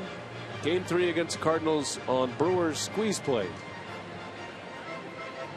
Loesch's pitch count to 80 as he works here in the 5th. And with 2 outs, he's given up a single, a steal, and now a walk. And he'll have to deal with a guy who has been a nemesis hitter against him, Carlos Beltran, throughout his career. Beltran has had 50 career at bats against Kyle Loesch in his career, with 25 hits. And he rips that one foul down the right field line. The switch hitter Beltran, who is 1 for 2 tonight. It's in our Ho Chunk Gaming text question tonight. Susan wants to know how come more hitters don't hit from both sides of the plate. That's just a very, very difficult thing to do. I mean, you're talking about, how many switch hitters are there in baseball, and how many hitters are there? I mean, not many switch hitters. It's tough enough to hone your skills from one side of the plate, let alone try and do it from both sides. And Carlos Beltran has to be considered among the best switch hitters, certainly active in the game, but of all time as well. You think about Beltran, Lance Berkman among active players. Chipper Jones just retired after last season. Eddie Murray, Mickey Mantle, and the Mick. Tim Caminiti, guys like that, just tremendous talents, and it's just a tough thing to do. 2-1, and a strike on the corner. Loesch gets the call, and that changes it. Now 2-2. Took a little off and caught the outside edge, and Beltran didn't like the call. Brewers scored 5 in the bottom of the 4th inning. They now have a lead, 5-3. Loesch trying to put a 0 on the board. 2 on, 2 out. And Beltran sends it high in the air to right. Aoki is there, and the side is retired. So Loesch with the shutdown inning. 5-3 Brew Crew.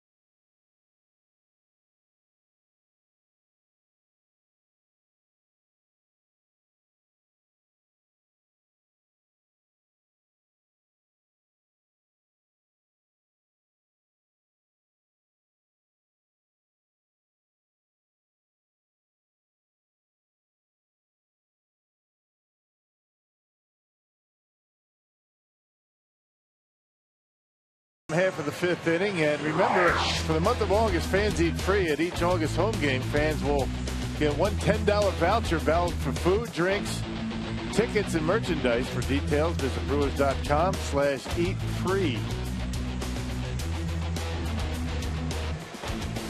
Not many home games left in August. Yeah, season is kind of winding down on us here a little bit. Brewers will hit the road beginning Friday in Cincinnati, and you're looking at just 2 homestands remaining. Late August, early September against the Angels and the Pirates, and then a 10-game homestand. Reds, Cubs, and Cardinals. Last home game is September 22nd against these very same St. Louis Cardinals. And then the Brewers will be on the road to finish the year, Atlanta and New York, to play the Mets.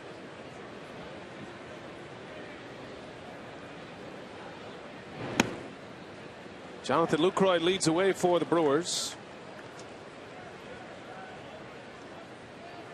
Good job by Loesch getting out of a bit of a jam in the 5th inning, retiring a good hitter in Beltran.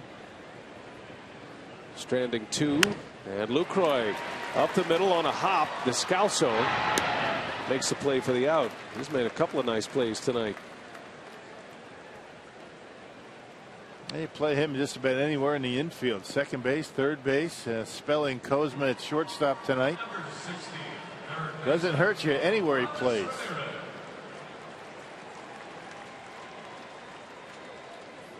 Here's Ramirez. Aramis with a single his last time up.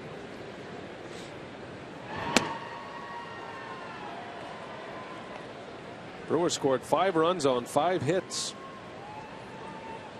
Got RBIs from Jeanette, Halton, Logan Schaefer, and Nori Aoki.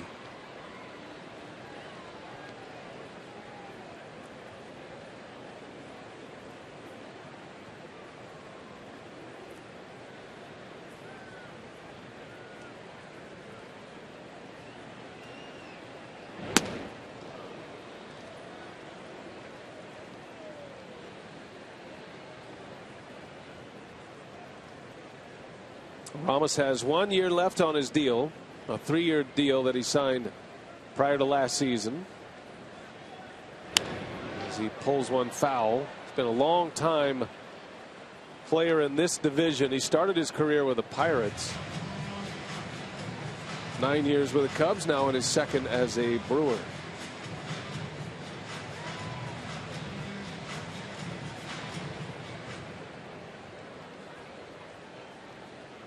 A .308 hitter against St. Louis. And a boatload of at-bats against him throughout his career.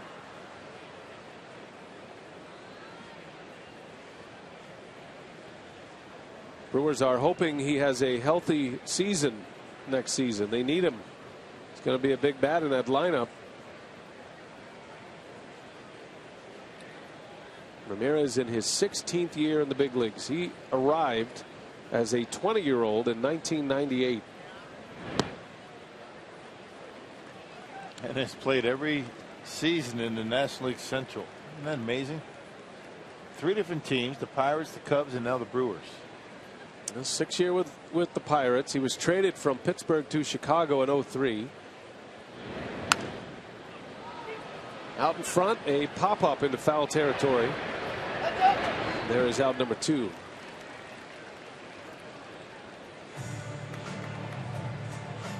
Well, 2 outs, nobody on for Chris Davis.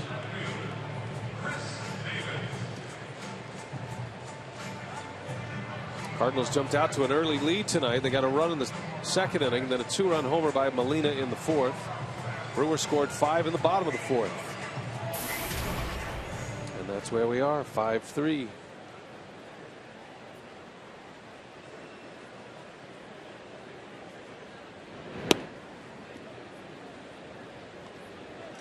I thought the Brewers might be a batter away from chasing Lance Lynn last inning. Never got anybody up, did they? I mean, I guess Lance Lynn has deserved the opportunity to be able to try and get himself out of trouble. I mean, we talked about 31 wins the last 2 years. 18 wins last year. And the team really never considered taking him out.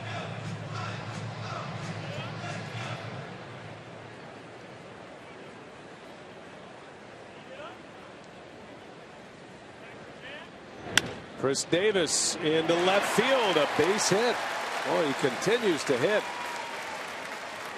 He's on a great run and certainly making a name for himself. A 2-out single to left. Davis is on for Jeanette. He's got a nice quick bat. Not a lot of movement before he starts to swing, but boy, once he gets it going, it's a quick bat. He's got a lot behind it. He swings hard, but he's always seems to be under control.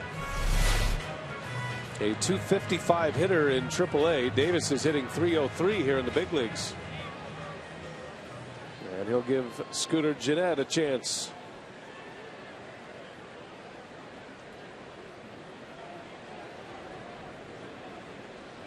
Jeanette with a single and an RBI in the 4th.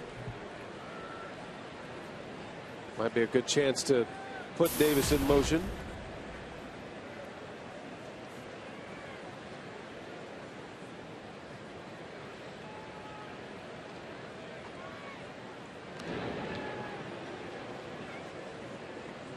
Jeanette now 17 hits in his last 35 at-bats. After that single in the 4th. .486 batting average. So a runner with good wheels, a batter who is seeing it well and on a hot streak at the plate. Much different for all these young kids coming up now that they're getting consistent playing time. That's what it's all about, you know, getting those consistent at bats, you know, getting the comfort level in the batter's box in the big leagues. And when they first came up, they didn't get much playing time, and that makes a big difference. Jeanette takes over the everyday second base duties after the Ricky Weeks injury. Season ending hamstring surgery for Weeks.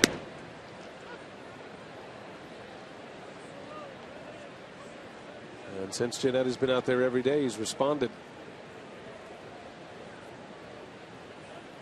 Signed out of high school, a 16th rounder. Brewers felt like they got a steal from Jeanette. He had committed to play ball at Florida State from Sarasota High School. Made that commitment to Florida State, but Brewers had a hunch that he would sign. Did a little digging, and they kind of knew he was going to sign since he didn't show up for his SATs. So they figured he was ready to sign, and he did. And at 23 years of age, here he is in the big leagues.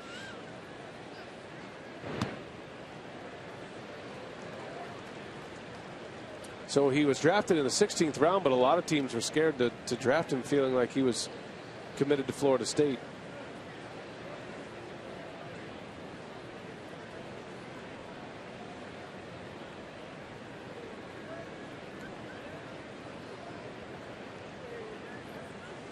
Two and one. Jeanette lays off. 3 balls and a strike. Tried to pull the string on him a little bit, and Scooter didn't chase. Another guy you got to throw strikes to. Very compact, very patient at the plate. And 2-strike approach, just trying to put it in play, but he's got the count in his favor here.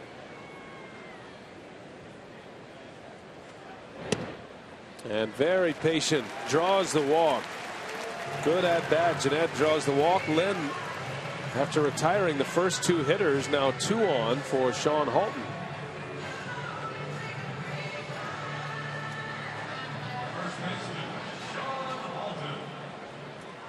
Halton had a big hit in the 4th. 2 RBI single.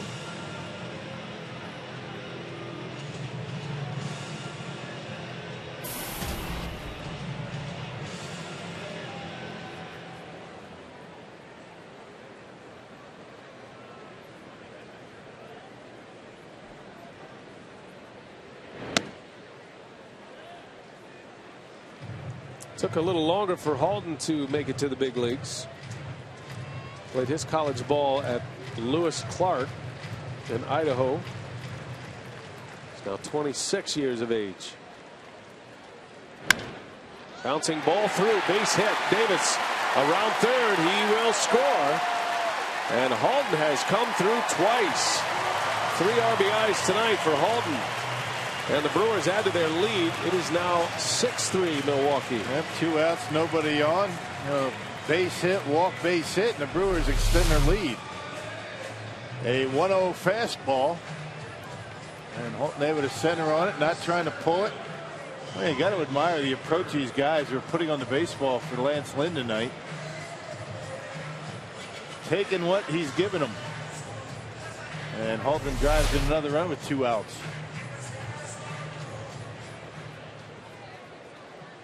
So Halton is 2 for 3, and now Schaefer steps in. He's 2 for 2 with an RBI.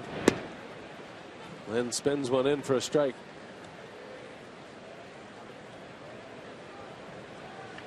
The baby Brewers. So many rookies on this roster, and they're all getting playing time, and they are delivering in a big way tonight. Davis, Jeanette, Halton. Bottom half of the order doing all the damage tonight. Logan Schaefer made his first opening day roster after we saw a little bit of him last year in September.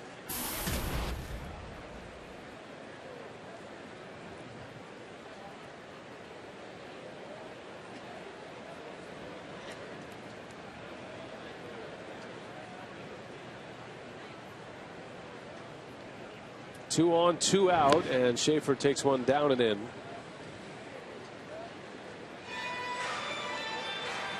St. Louis does have activity now in their bullpen.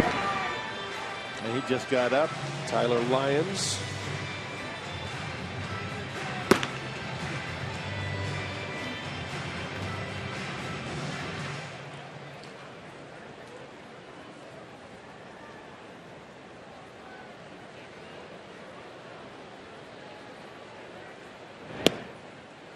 Two and 2 to Schaefer.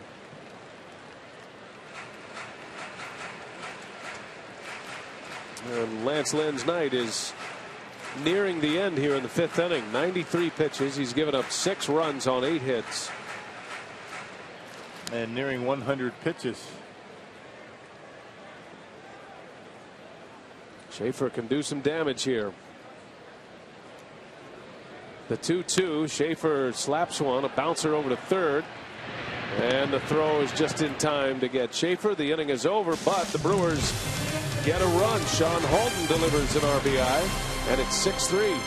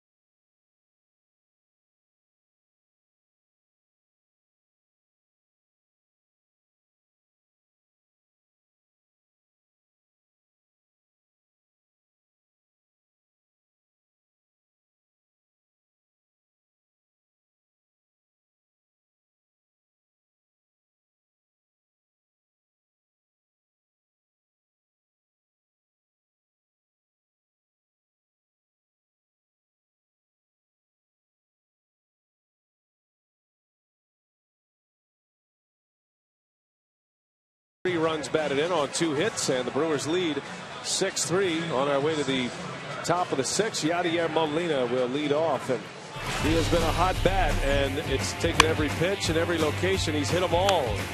He's gone away against Estrada, the breaking ball that he pulled down the left field line. They went up and in yesterday. Today, Loesch trying to get him away, and then missed middle, and Yadier Molina is making everybody pay. He's hitting changeups, curveballs, fastballs. 6 for 7 in this series with 2 doubles and a home run and 3 runs batted in. So where do you pitch him at this point? Not sure. You just hope he hits it at somebody right now. I mean, you get into a hot streak like that, there's really nowhere you can get him. He's seeing it. He's staying back. And because he hits the ball all over the ballpark, I mean, he doesn't have that one hole in his swing. And that wasn't the case 3 or 4 years ago with Molina. I mean, when he first came up, he was always a very good defensive catcher, but really didn't hit much. Not anymore. He's turned it around. And he is not just hot in this series, but he's 10 for his last 16 at the plate. Going back to the Cubs series, coming back from an injury, a knee injury that put him on the disabled list, just returned last week. Steady diet of breaking stuff from Loesch, and Molina is ahead in the count 3-1. And because he goes to right field so well, and that really is his approach. Up to middle right field, he waits as long as he can, and because he does that, he doesn't swing at too many pitches out of the strike zone. Got to throw him strikes.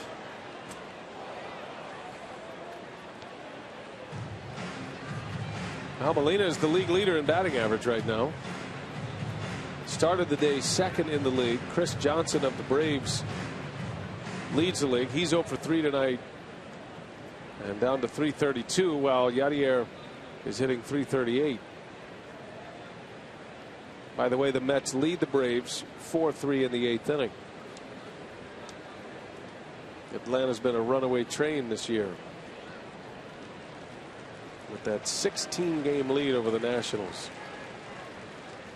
Full count. Molina into center field, and Schaefer is there, and for just the 2nd time, Molina is retired in this series. And a cut fastball, and Molina out in front. Out on his front foot, and a weak pop out to center. First baseman, number 53, Matt Adams. Well, they talk about a blue moon, and the full moon tonight, they call it a blue moon. So yeah, once in a blue moon, Yadier Molina makes an out. You could even see in the expression of Loesch, who has great respect for Molina, saying, finally. It was a battle, though. Here's Matt Adams. Beautiful moon. And it's beautiful when you can see it on a nice clear night.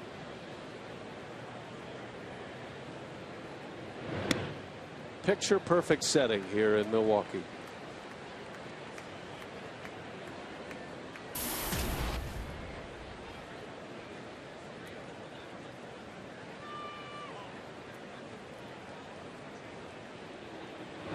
It's the best weather the Brewers have had, on a homestand this year. Been nice out, no rain. Very comfortable temperatures. What a great crowd tonight, too. On a Tuesday night. Brewers fans have delivered. Great to see them. Great communal experience here at Miller Park. 2-2 on Adams. I had to check my dates. I drove in today and saw the tailgating scene.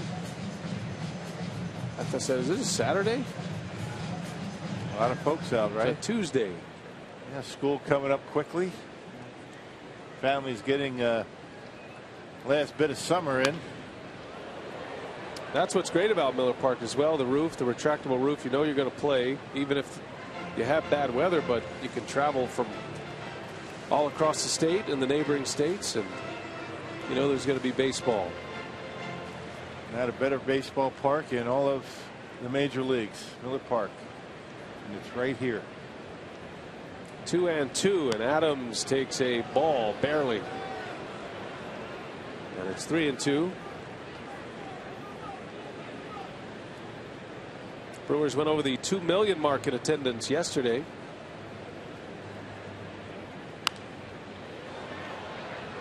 Tomorrow is the last game of the homestand. It's a day game. On the air at 1:10. And we're not televising, so we'll bring it to you on our Brewer squeeze play and at 7 p.m. in prime time. Get the condensed version tomorrow night on Fox Sports Wisconsin. And then the Brewers headed on the road. There's ball 4. Adams draws the walk.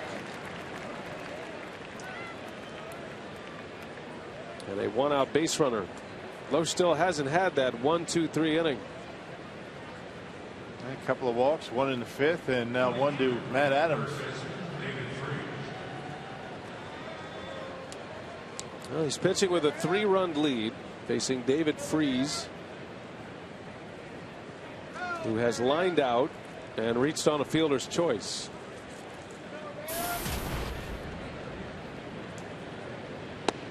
Cardinals are going to have a very interesting decision at the end of the year concerning David Freese. Hometown hero, World Series star.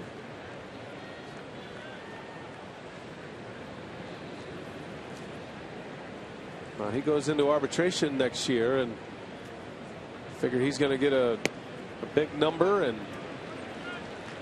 he's been a little hobbled. His numbers are down once again this season. That'll be a good study to see what St. Louis is going to do with David Freese. They certainly feel like they have options now. Surprised that Freese didn't get that big contract after that World Series. He basically won the World Series for him against the Rangers. Didn't do too bad against the Brewers in the LCS either. Right. That would be the time to sign that nice long contract. Didn't do it. Or at least ask for it. He might have. We don't know. But now he's coming up to an arbitration year, which means the Cardinals have him under their control, but they don't have to offer him a contract or tender him a contract, which would make him a free agent. So he'll be 31 years of age next year.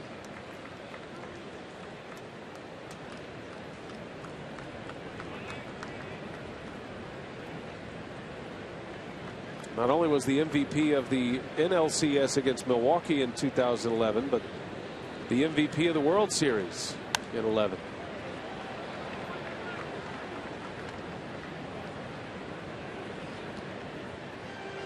Tough to top that, isn't it? And he really didn't. That wasn't even a full season in the big leagues that year. He's only had one full season where he's been the guy. Had some injuries last year. Most games he's ever played in the big leagues. 144.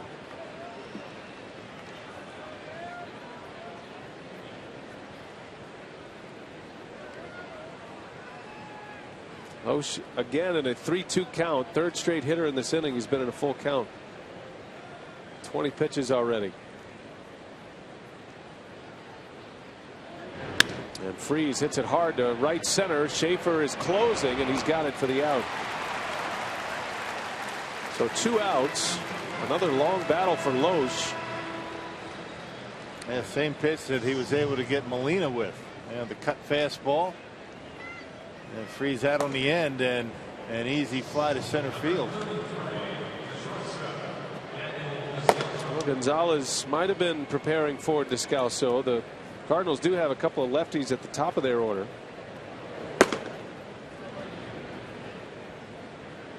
This is a key at bat for St. Louis. Descalso is up with 2 outs and a runner at first, and it looks like Matheny will use Alan Craig to hit next if the inning continues.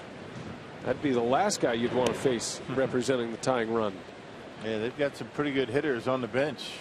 Alan Craig, they've got Matt Carpenter, another left-handed hitter.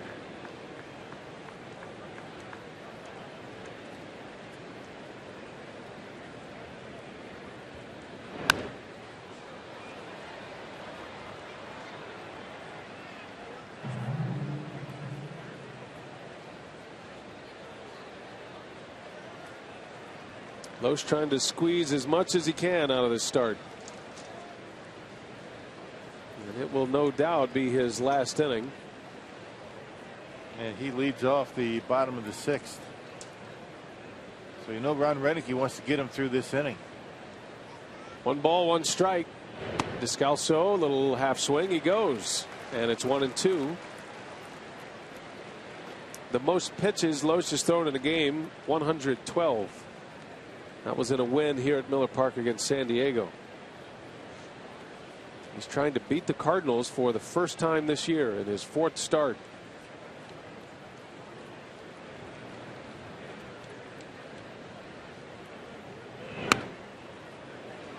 Man, these pitches don't miss by much, do they? Boy, David Freese took a couple of borderline pitches. I think Lowe's thought he had that one on the inside corner. And Marty Foster stingy tonight. You see the number 4 pitch didn't miss by much, but it's out of the zone. And now Descalso rips one. Holt knocks it down. Great play. Inning over. Playing in, and a hot shot off the bat of Descalso. Kyle Loesch is through 6.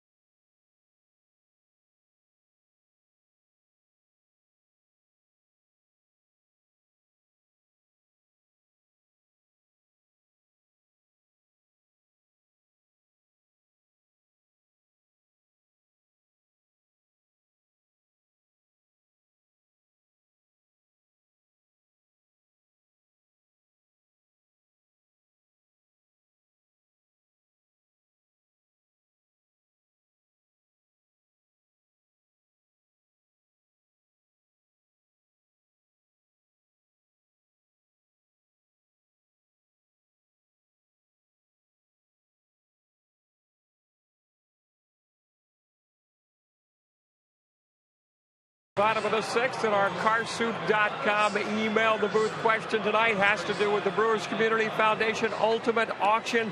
Nicholas in Milwaukee wants to know if a person can make a trade or a player move in the GM for a day auction item. Let's get the ultimate authority for the ultimate auction in here. Cecilia Gores, the executive director of the foundation. Cecilia, can a GM for a day of the ultimate auction winner send a guy down, make a big trade, or what?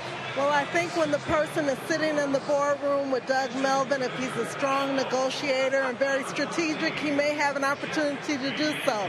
But short of that, he will have a behind-the-scenes opportunity to see Miller Park. He'll talk with Doug Melvin, and I'm sure he'll have a great time. We've gotten so many terrific bids just in the last half hour here. That's great news because the foundation benefits so many programs in the community, right? We do. We focus on health, education, recreation, and basic needs. And in the past several years, we've been benefiting about 200 organizations annually. So we're excited. Our fans are great. They've been helping us raise quite a bit of money. Our players and wives are involved, so it'll be another great year. And as I mentioned, some terrific movement on the items here. The Hall of Fame package up to $2,000. The Fantasy Camp Experience, $3,725. And we are very excited. Grab some grub with Brian and Bill, our own announce team.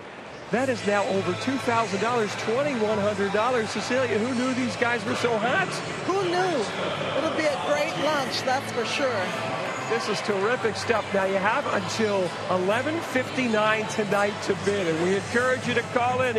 Even after the ball game is over, go to brewerscommunityfoundation.org. On the web, that's how you can bid until 11:59 tonight, and it's got to be gratifying for you to see the support once again of the great Brewer fans out there. It really is. We have been so fortunate. I think our fans enjoy participating with us, and it's just been a wonderful ride, and all of our nonprofits are benefiting. We're serving the community in a great way, and we're having fun at the same time. You've been a busy lady this week. It's been kind of crazy, huh? It has been crazy, but it's been fun. We've built a playground. We've raised money for breast cancer prevention. We've sold mystery bags. We've done it all. This is just great stuff. The Hall of Fame package. Bill Schroeder has just sent me word that he would like some more information on this. And Rock, this really is an item that up until about an hour ago we didn't have a bid, but now it's at $2,000. It is really a unique piece of memorabilia. You're not going to find it anywhere else. Is it a jersey, signed jersey from Hank and Robin? It's a signed jersey from Hank, Robin, Bob Uecker, right, Cecilia? Right. We have a signed jersey from Hank Aaron and Robin Yount, and then we have a photograph of the three of them at the evening with Hank Aaron, and that photograph is autographed by all three Hall of Famers. Right. How about that? Package. Yeah. You know, I was at the pink tie event, Doug Melvin and Ellen. That Hank Aaron autographed jersey went for $7,500. Nice. So that's a pretty good deal over there. Boost that up a little bit. Yeah, we need to get that thing going. Man, with Robin on there too. Like I said, it's all about us tonight, Rock, and we've got it over $2,000, and now we're good. That'll come up in our evaluations. So we're all good. As Aoki cut off by Freeze, and he makes the play for the out. Nice play by David Freeze for the second out. Well, Rock, you have inspired at least one being tonight after your little shakedown of the hot dog at our crew tailgate before the game. Check this out. This is the famous racing sausages and the hot dog, inspired by your words of inspiration. Like Vince Lombardi, you have motivated the hot dog beyond belief. I wish I had that kind of influence at home. So good job if you weren't with us. Rock did a little shakedown of the hot dog today in our Brewers Live pregame, and in our open tonight we had a little crew tailgate out there. I'm kind of hard on the hot dog all day and all year rather. I mean, he hasn't really put much of an effort, and I'm not one of those guys that's going to talk behind his back. I had the opportunity. I talked to him, and you see what happens. Gene Segura takes a strike. By the way, that dinner, that auction dinner with Rock and me, that'll be we've got a few things that we've added to that pot, by the way. So if you're just kind of picking us up and wondering why the value is so high, Segura goes back up the middle and a base hit. So Gene Segura singles with 2 away, his first hit of the night. So yeah, we've added to the list a little bit. We're going to have you out to watch batting practice on the field. Then we'll have the dinner up here in the press box area and give you a quick tour of the booth, and then we'll mention your name on the air. And then you're going to be a part of the post-game instructional with Rock, and you're going to get a tour of the truck, the production truck as well. So we just got $100 more out of that. I think we can keep it going. We have a few innings yet, so we'd love to have you. Promise you'll get a major VIP treatment. I can't speak for the rest of those people on that list.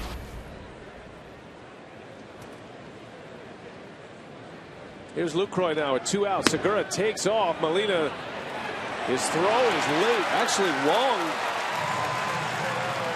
had his glove too deep into the slide of Segura, and the ball popped free. Might have hit Segura on the fly. Yeah, everything got there at the same time. Segura in the baseball, and it looked as though Wong really had it. 37 stolen base. That's now tied for the league lead in the National League. Head down, and I don't think he ever had it.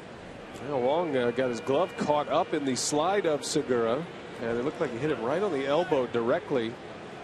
Otherwise, Molina probably has a caught stealing.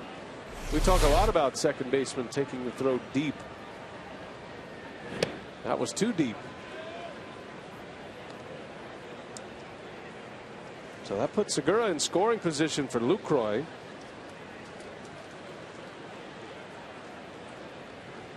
Segura now leads the league in stolen bases, tying Everett Cabrera, who is suspended for the rest of the year.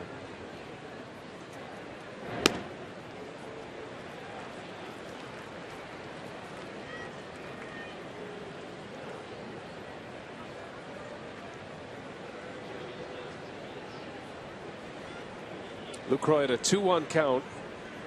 Brewers scored 5 in the 4th, added 1 last inning. Sean Halton with 3 runs batted in. And Lucroy takes one off the plate, 3-1.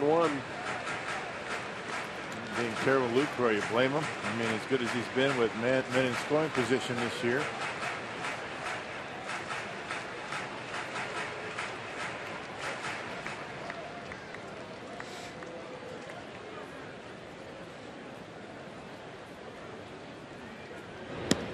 And Lucroy does not chase. Lynn walks him, which will bring Aramis Ramirez to the plate with 2 on.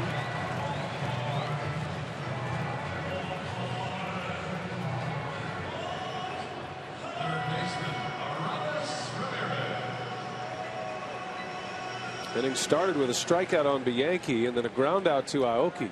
2 outs, nobody on, and now the Brewers with 2 on and Ramirez coming up.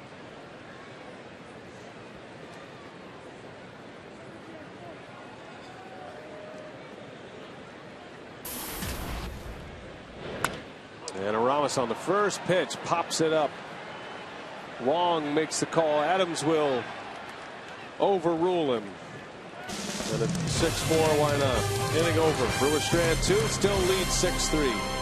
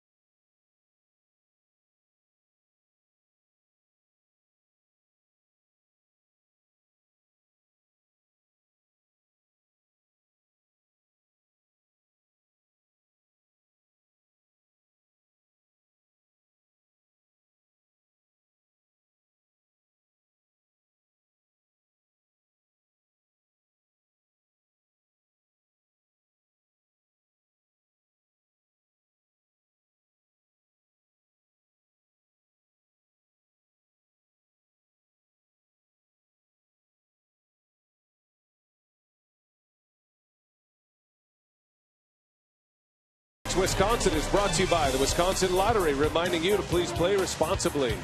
And by Miller Lite, it's not just a good time, it's Miller time. Beautiful night in Milwaukee, Tuesday night, and a crowd of over 38,000, not too far from downtown. And the Brewers will go to their bullpen now. John Axford will pitch. 6-3 Milwaukee as we go to the 7th inning. Brewers scored 5 runs in the 4th, and Kyle Loesch able to keep it that way and keep the lead as he exits after 6 innings, and now Axford for the 7th. Well, picked up a win on Friday against Cincinnati after tossing a scoreless inning. Overall, his 59th appearance, Axford's earned run average back up to 4.35, averaging over a strikeout per innings pitched. So Axford here in the 7th. They're trying to put up a 0. Lance Lynn's going to be lifted for a pinch hitter, so his night is done. 6 innings, 9 hits, 6 runs, 4 earned runs. And Shane Robinson will pinch hit. So we start the 7th. Robinson, then back to the top of the order, John Jay and Colton Wong.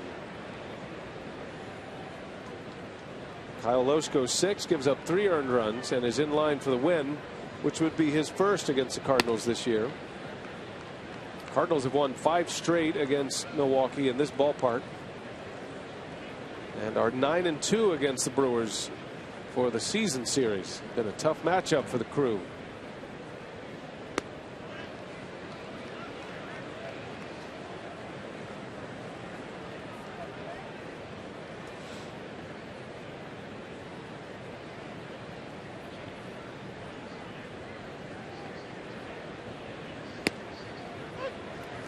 Axford trying to get things turned around a little bit. A scoreless outing his last time out, but it's been a struggle for him recently.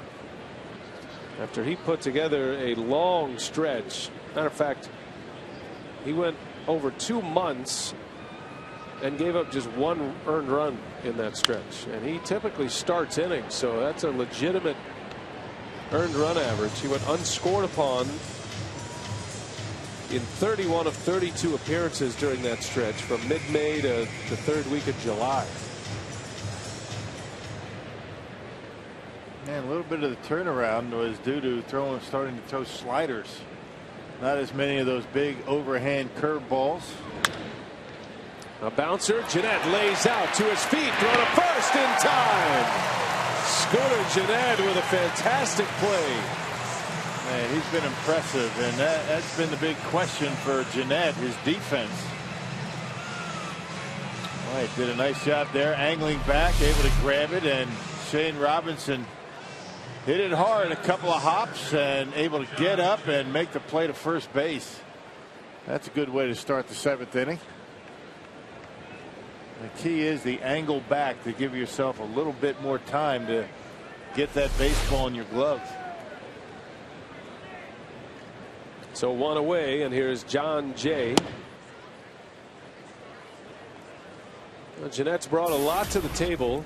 Played excellent defense. He's hit well. And he's bringing a sense of energy to the ballpark. He's one of those guys. He's nicknamed Scooter. I mean, what kind of guy could he be? Right. I mean, a lot of these young guys have. I mean, you go out there, you watch them, and you know when they first came up, you didn't know what to expect, but they have produced. And not only are they getting playing time, but they're getting playing time because they deserve it, because they've been participating, they've been productive, and they've been a lot of fun to watch.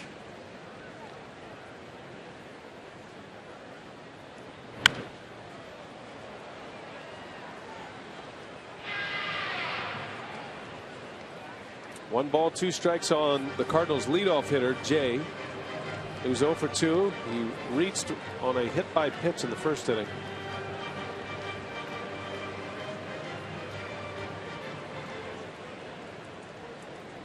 Brewers had a late lead last night, led by a run going to the 8th for St. Louis, scored 4 and won the game 8-5. It's a tough lineup to keep down. And still a long way to go in this one as we play in the 7th.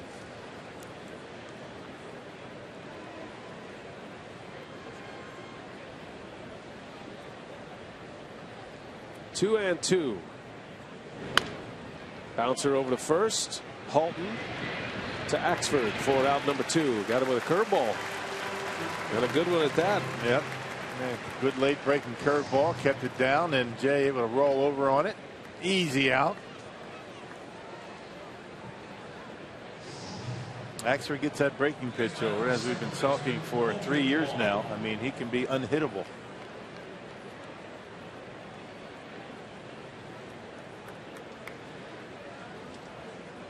And when he was rolling as the Brewers closer, was dominating in that stretch of 49 consecutive saves, that was his big pitch.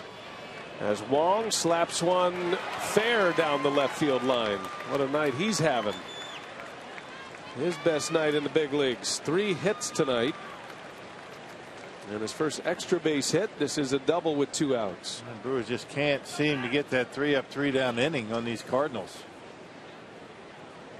Had a 3-batter inning in the first with a double play. Helped lotion that inning. And now a 2-out double for Wong. Colton Wong, a 22-year-old rookie just arriving to the big leagues. And he has 3 at-bats tonight where he has produced hits that have come with 2 outs and nobody on in an inning, which is giving Matt Holliday plenty of opportunities with a runner on base. So far, Holliday is 0 for 2 with a walk.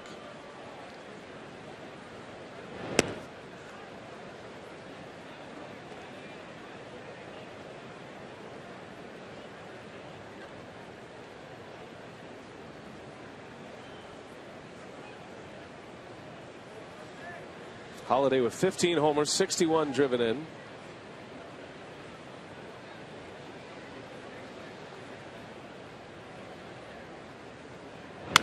That ball's ripped to right. Aoki is back and he reaches up to make the play. Had him turned around, but Aoki at the last moment able to make the catch. Wasn't pretty, but it's an out. And the inning is over. And the Brewers still lead 6-3.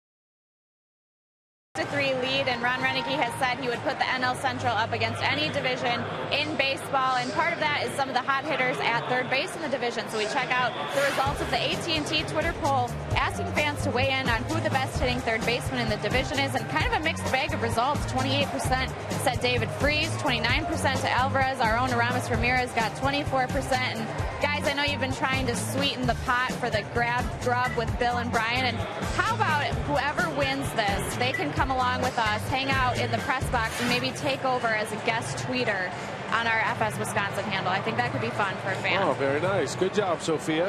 And you did it on your own terms. We didn't even force you into it. Right. Well done. So, yeah, we've had our ultimate auction tonight, and dinner with us is sitting at $2,200. So now you get a little time with Sophia on the social media side to add to the pot. So that ought to be worth something. Yeah, right. Absolutely. Well, Chris Davis leads off the bottom of the 7th inning. The Brewers lead 6-3. Davis at the plate, presented by Wendy's. That error in the 4th was a close one. Could have gone as a hit. Error by Lance Lynn. That was a part of the big inning. The 5-run 4th inning. Davis pops this one up, and that'll be out of play. And it's 0-2. Hey, want to send out a birthday shout out, by the way. Donnie Galloway, one of our big security guards here. Donnie is 58 years old, and we wish him a happy birthday. Yeah, tomorrow. Looks like he's 30. Yeah, his birthday's tomorrow. But we're not on the air tomorrow, right? So Got to do it today, yeah. And Tyler Lyons, his 8th game, a 2-4 record. Lyons got called up Saturday from AAA Memphis. Strikes out his first batter. Yeah, 3 left-handed pitchers and 4 right-handers down in that Cardinals bullpen, so pretty good balance down there. And here's a slider from Lyons to get Davis. That back foot slider gets him. Lyons, a starter in AAA, making 16 starts down there. Cardinals think he can be a situational lefty, but can also be a guy to give him multiple innings because he's been stretched out as the starting pitcher.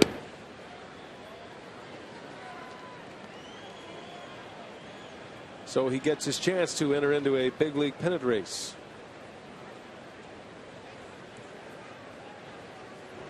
Scooter Gennett.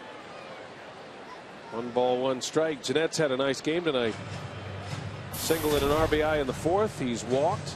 Made a couple of fine defensive plays, including a diving stab and a play on Shane Robinson in the top of this inning.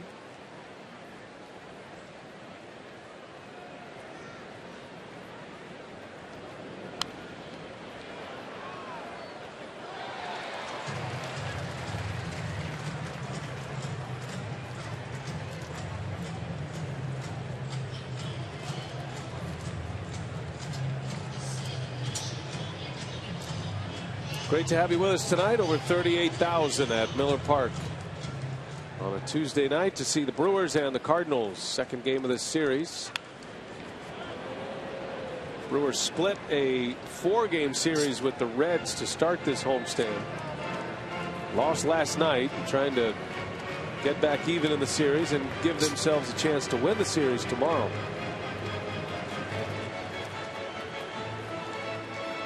So far so good. After a 5-run 4th, the Brewers lead 6-3.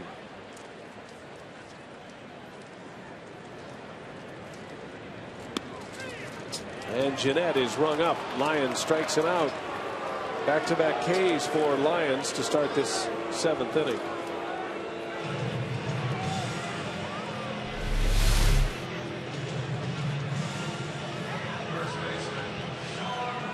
Yep, a little bit up in the strike zone, but Marty Foster rings that one up.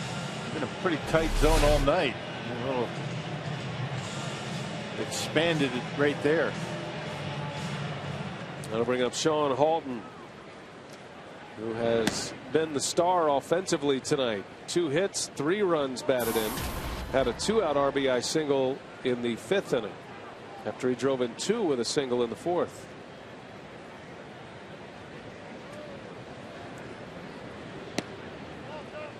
Came in with 2 RBIs as a big leaguer prior to tonight, and has 3 in this game.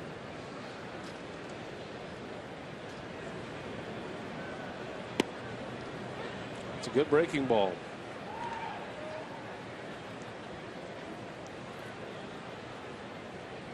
And you know he's confident in it if he's throwing it on a 2-0 count with 2 outs.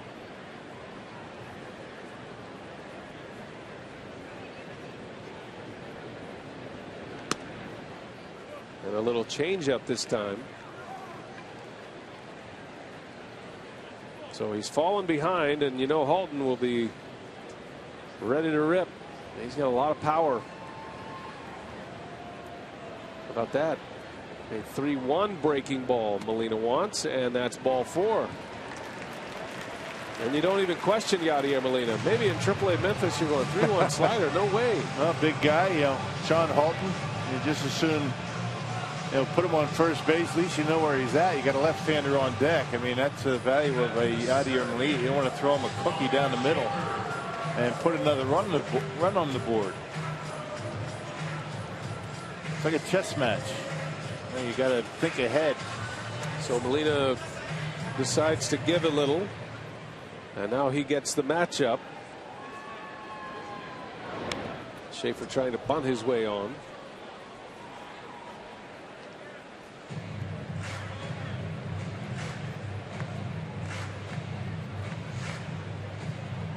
Schaefer has struggled against lefties this year. He is just 8 for 43. It's a 186 batting average.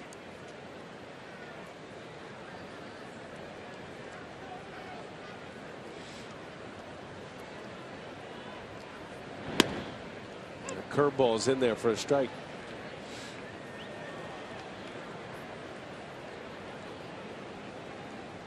Tyler Lyons from Oklahoma State University. Same as Matt Holliday, whose dad was the baseball coach.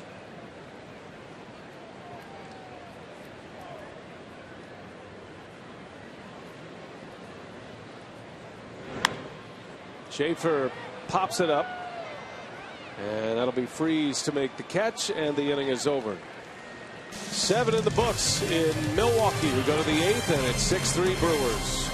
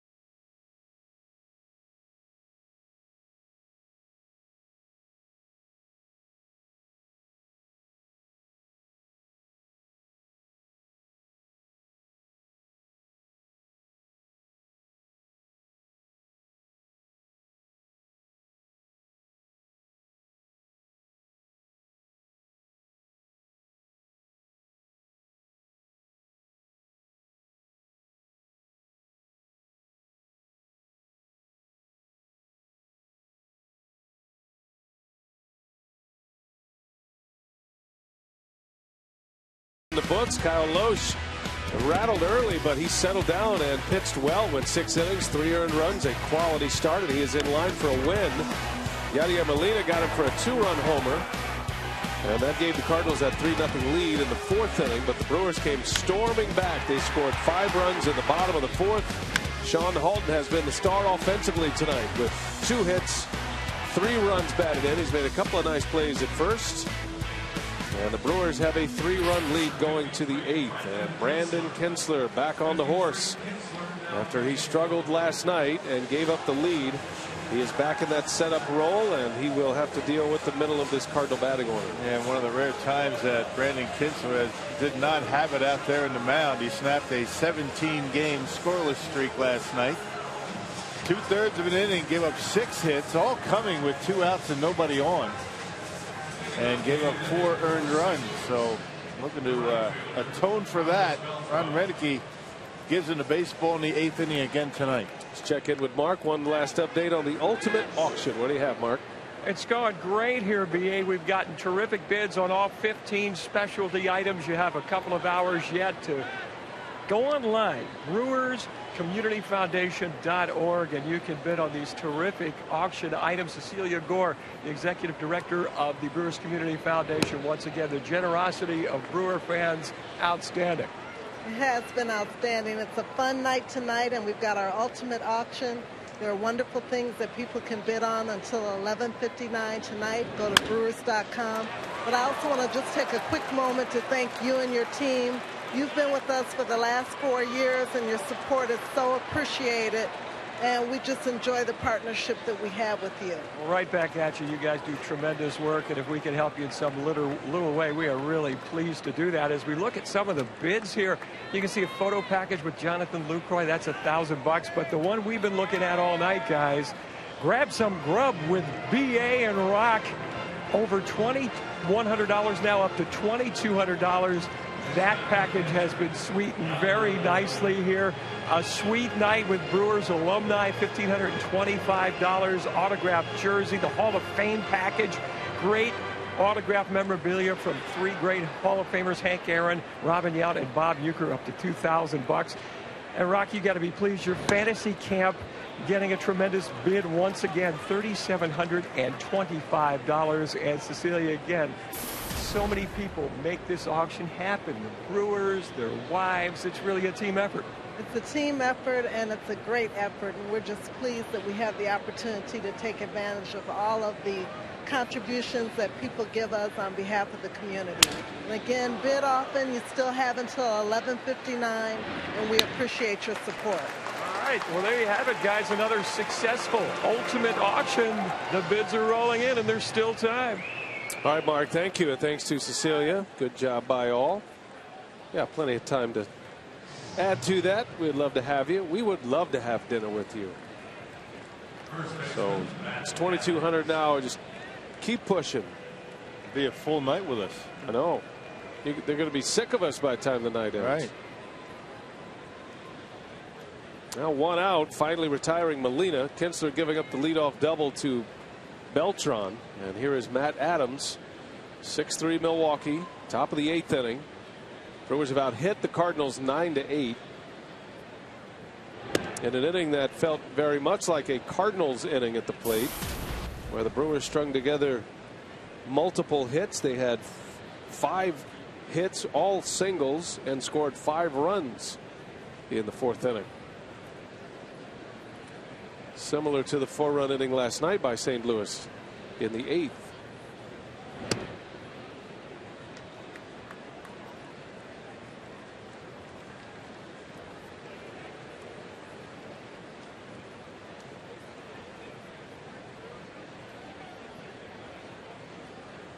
Matt Adams getting the start at first base.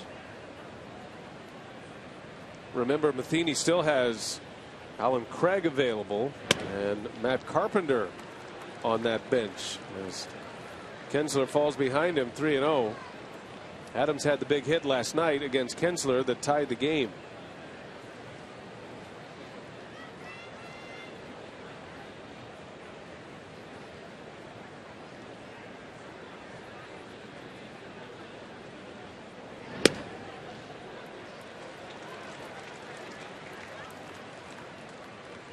Be careful here, 3-1. You want to make sure that get that sinker down in the strike zone. This young man at the plate can bring the Cardinals right back into this one tonight.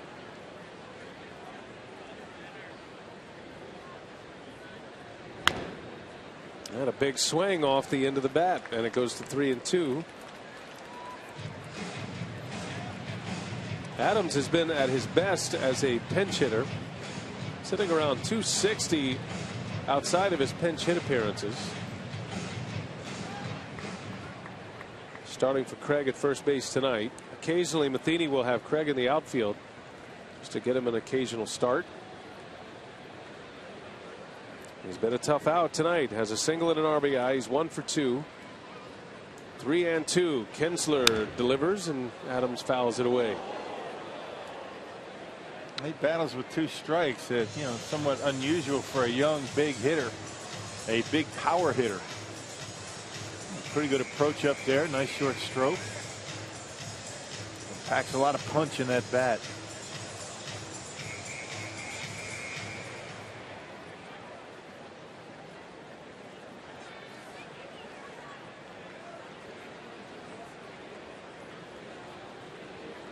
Another payoff pitch coming from Kinsler. Beltran's at second.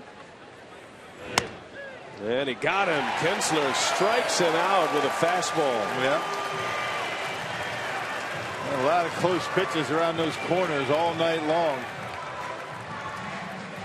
Brewer pitching has not gotten the benefit of many close calls tonight, but that one right on the edge, and you can see pitch number 7 right there. Might have been a borderline call that the Brewers got. Adams tried to sell it, as did Lucroy, and Lucroy wins. Took Marty Foster a while to ring it up. 2 outs now. Good comeback by Kinsler. Down 3-0 to Adams. And now he gets ahead of David Freese. That pitch is called a ball, and Adams walks, and now Freese suddenly turns into the tying run. That's a big call right there. Yes, it is. Kinsler coming all the way back from down 3-0.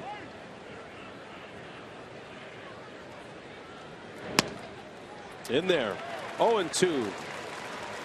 Perfectly located fastball from Kinsler.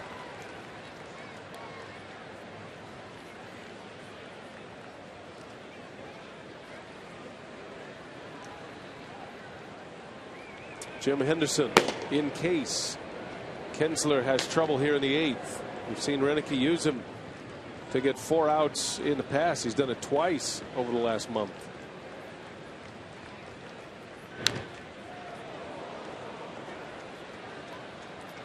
Well, this series will conclude tomorrow. Jake Westbrook, Tom Gorzolani, our Miller Lite What's on Tap. Westbrook's been a struggling pitcher for the Cardinals. Gorzolani doesn't have the record to show for it, but he has an earned run average under 3. He's been very good as a starter. No television tomorrow. You can catch that game at 7 p.m. on Fox Sports Wisconsin in a Brewers squeeze play package. It's a 30-minute condensed version of the game. And Jake Westbrook has struggled this year. Earned run average over 4.5. Unusual for him.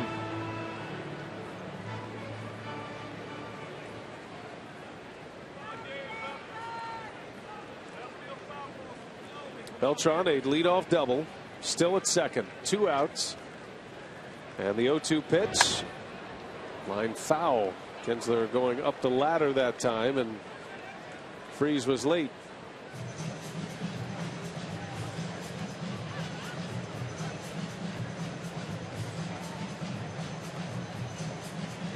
You figure one good slider would do it, but the risk of that is a little bit much to think about. No one to hang it. He'll knock it out of here. Behind the fastball, you're really doing him a favor. You throw him a bad slider.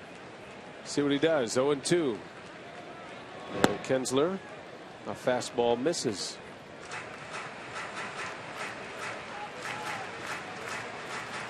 All the trouble yesterday against Kinsler started with 2 outs and nobody on.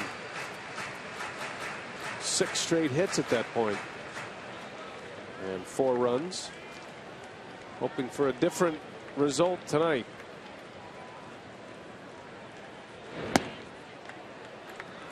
Two and 2.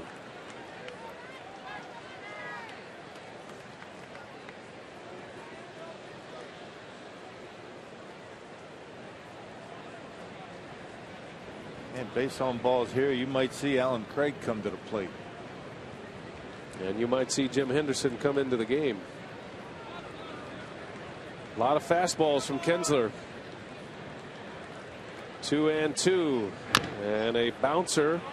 Kinsler makes the play. Will take it himself. Well done. Brandon Kinsler gets right back on the horse and gets through the heart of the Cardinals order. A scoreless 8. 6-3 Crew.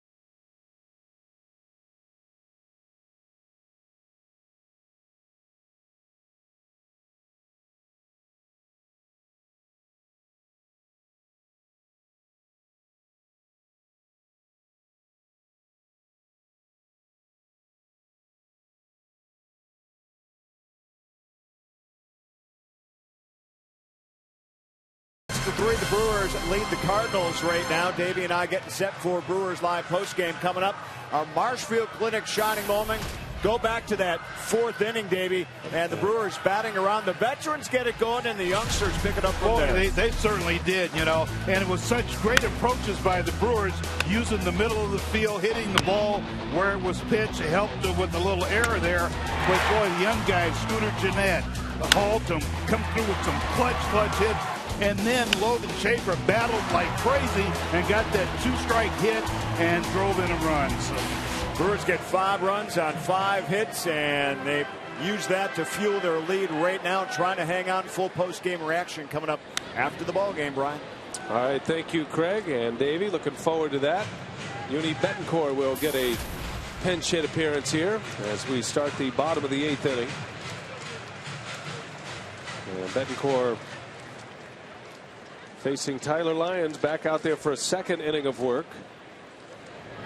Good job by Brandon Kensler after a leadoff double from Beltran. He gets Molina, Adams, and Freeze with a strikeout in that group.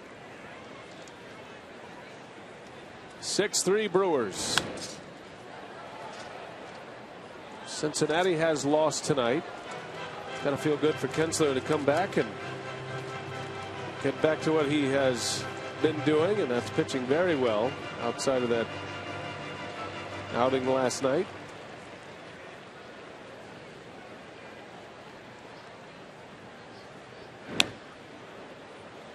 Now the Reds lost to the Diamondbacks tonight, and Tony Sangrani for Cincinnati had to leave that game early. Don't know the extent of that injury at this point. The division leaders in the Central, the Pirates, they are in San Diego, and they lead 2-0 in the 3rd inning. So if this score holds up and the Reds have already lost, Pirates have a chance to add to their lead as you take a look at our Powerball home run leaderboard. Unibee's on the list with 13. 8 of those came in his first 30 games of the season.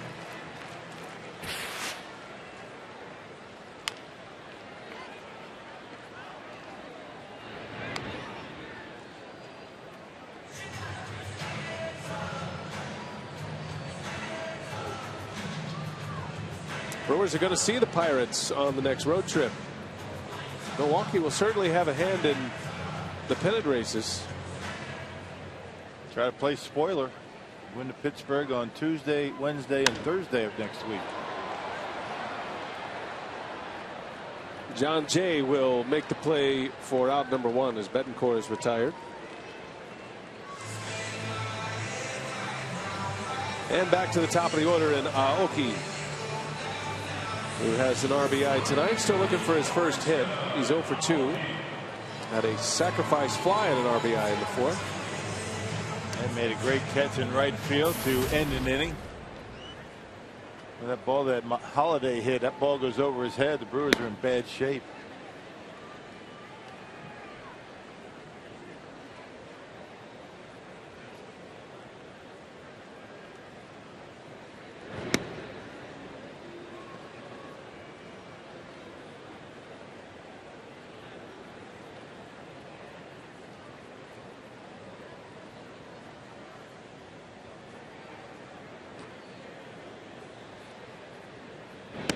High and tight. Lyons puts Aoki on his back.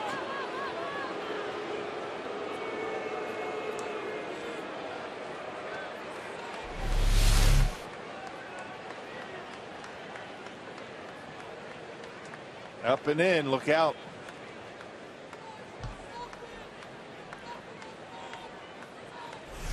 And it's 2-1.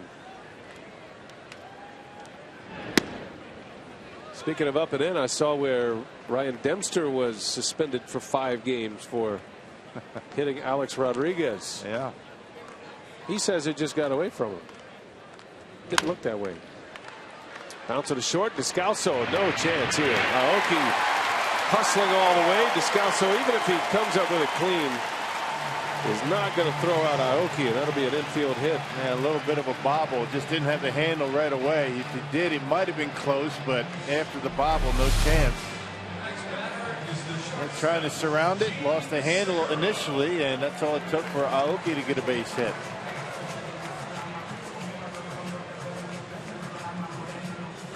So Nori with his first hit of the night. And that brings Segura to the plate. The two top infield hitters, if there is such a thing in the major leagues. There is now. Infield hitsman. Two guys with the most infield hits. There you go. That's a better way to put it.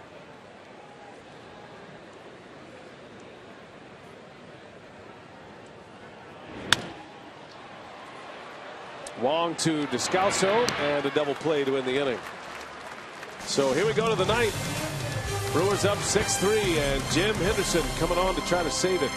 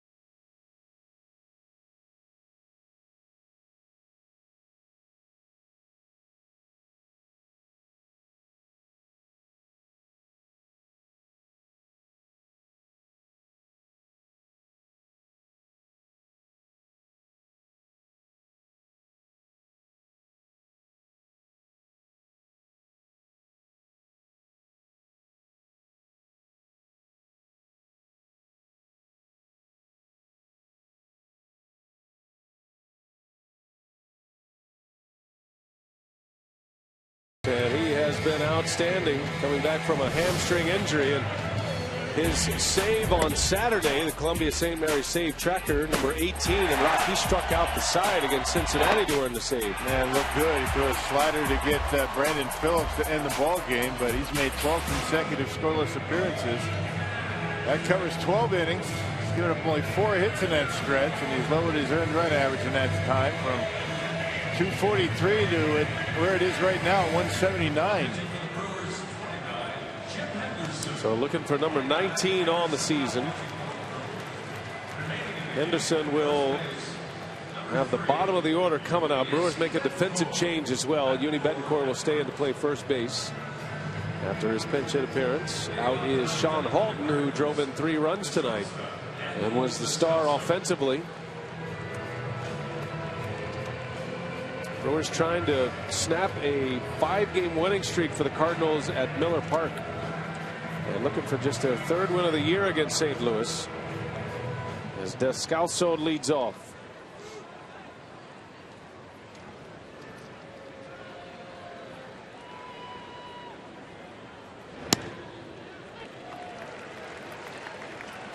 Brewers just couldn't quite get to Henderson yesterday. After the Cardinals scored 4 in the 8th, left Henderson sitting in the bullpen. It's interesting tonight. Renicky had Henderson up, loosening in the 8th inning. Yeah, it happened so quickly in last night's ball game. You know, one single after another, and a lot of them coming on first or second pitch. And by the time things started to unravel, it was too late.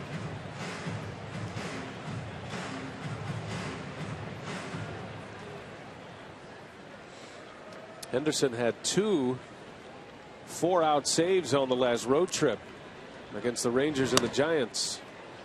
You got to be careful when you do that too often. I think Ron Renicky really not willing to do that in last night's game. You know, Kinsler's been so good, and Renicky felt as though, you know, he was 1 pitch away from getting out of that mess, but Cardinals had a different idea.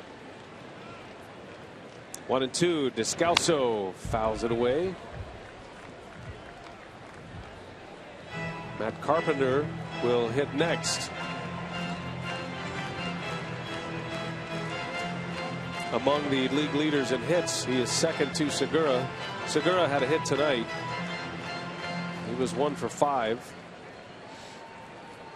Carpenter's right behind him in the National League hits leaderboard. Another 1-2. Popped him up with a high fastball. Scooter Gennett wants it. And there is out number 1.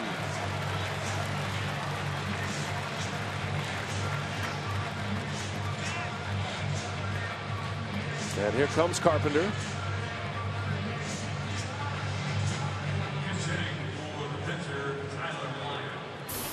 Matheny's going to throw 3 left-handed hitters at Jim Henderson to start this inning. And he's got a 4th one to follow if anybody gets on.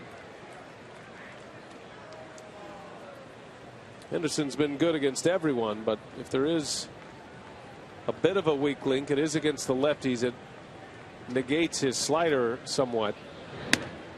Which is why he's been going predominantly fastball lately. He threw a slider to Descalso. He fouled it off, but ended up getting him on a high fastball. Not messing around with the slider too much these days. Every now and again.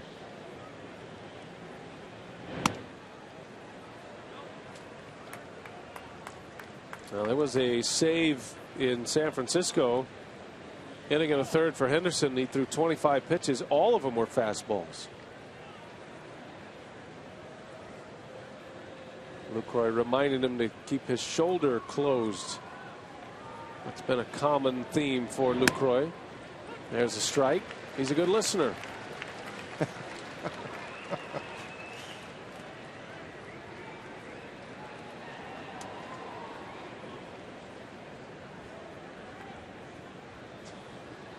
Why not? 2 balls and a strike. 3-1 now.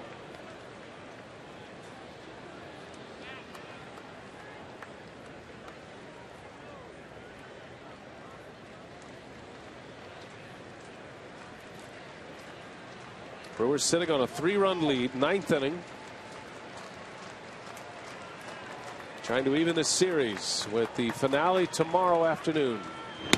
Carpenter takes strike 2. Yeah, put it on a tee. You just don't want to walk batters in this situation. 3-run lead. Make him hit.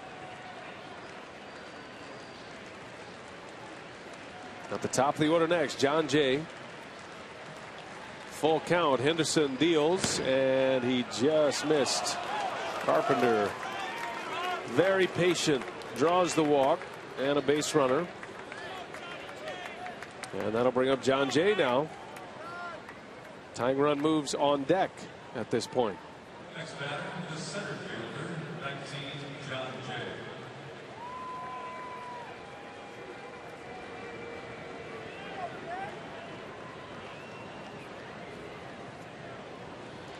Jay is 0 for 3 tonight. Was hit by a pitch. Kyle Lowe started, went 6 innings, and is in line for his first win against the Cardinals this year.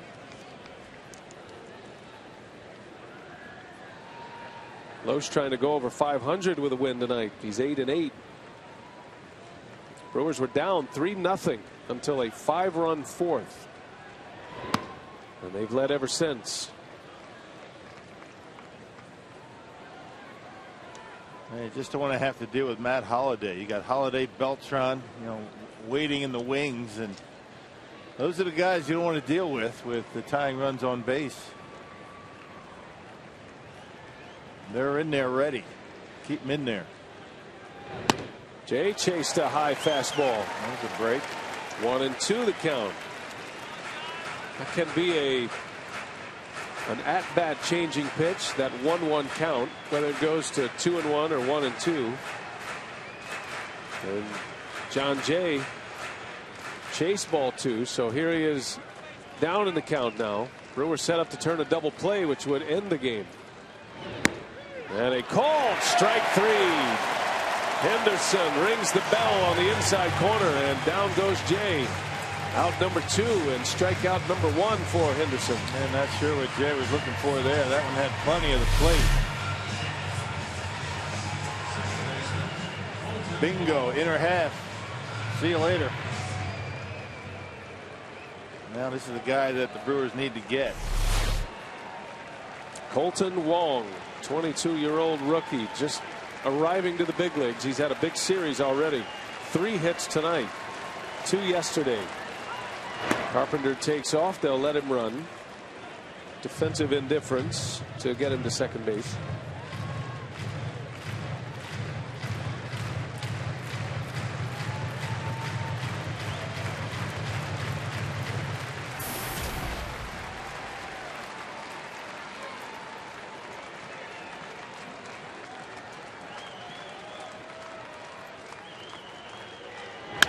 Line drive. Henderson knocks it down. Got to hurry. Throw to first in time. What a play by Jim Henderson. Let's hope he's all right. The game is over as Henderson makes a great play. And the Brewers win. They beat the Cardinals 6-3. A wicked line drive off the bat of Wong. And that could have brought Holiday to the plate as the tying run, and Henderson with the quick reactions. Yeah, nice job bouncing off the mound and making a good accurate throw to first base. And the Brewers finally end that stretch of wins for the Cardinals here at Miller Park with a nice win here tonight. Bounced off the carpet, down by 3, and ended up winning the ball game by 3. Good comeback for the Brewers tonight. They have a chance to win the series tomorrow. We check in with Craig Cashon. It's time for Brewers Live. What do you have coming up, Craig? Well, Brian, we're going to talk about that balanced attack by the Brewer bats here tonight. That big 4th inning when they batted around. We've got our on-field instructional courser here from Ron Renicky in a winning clubhouse. The series even up. Milwaukee trying to win it tomorrow afternoon. We'll set it all up for you next.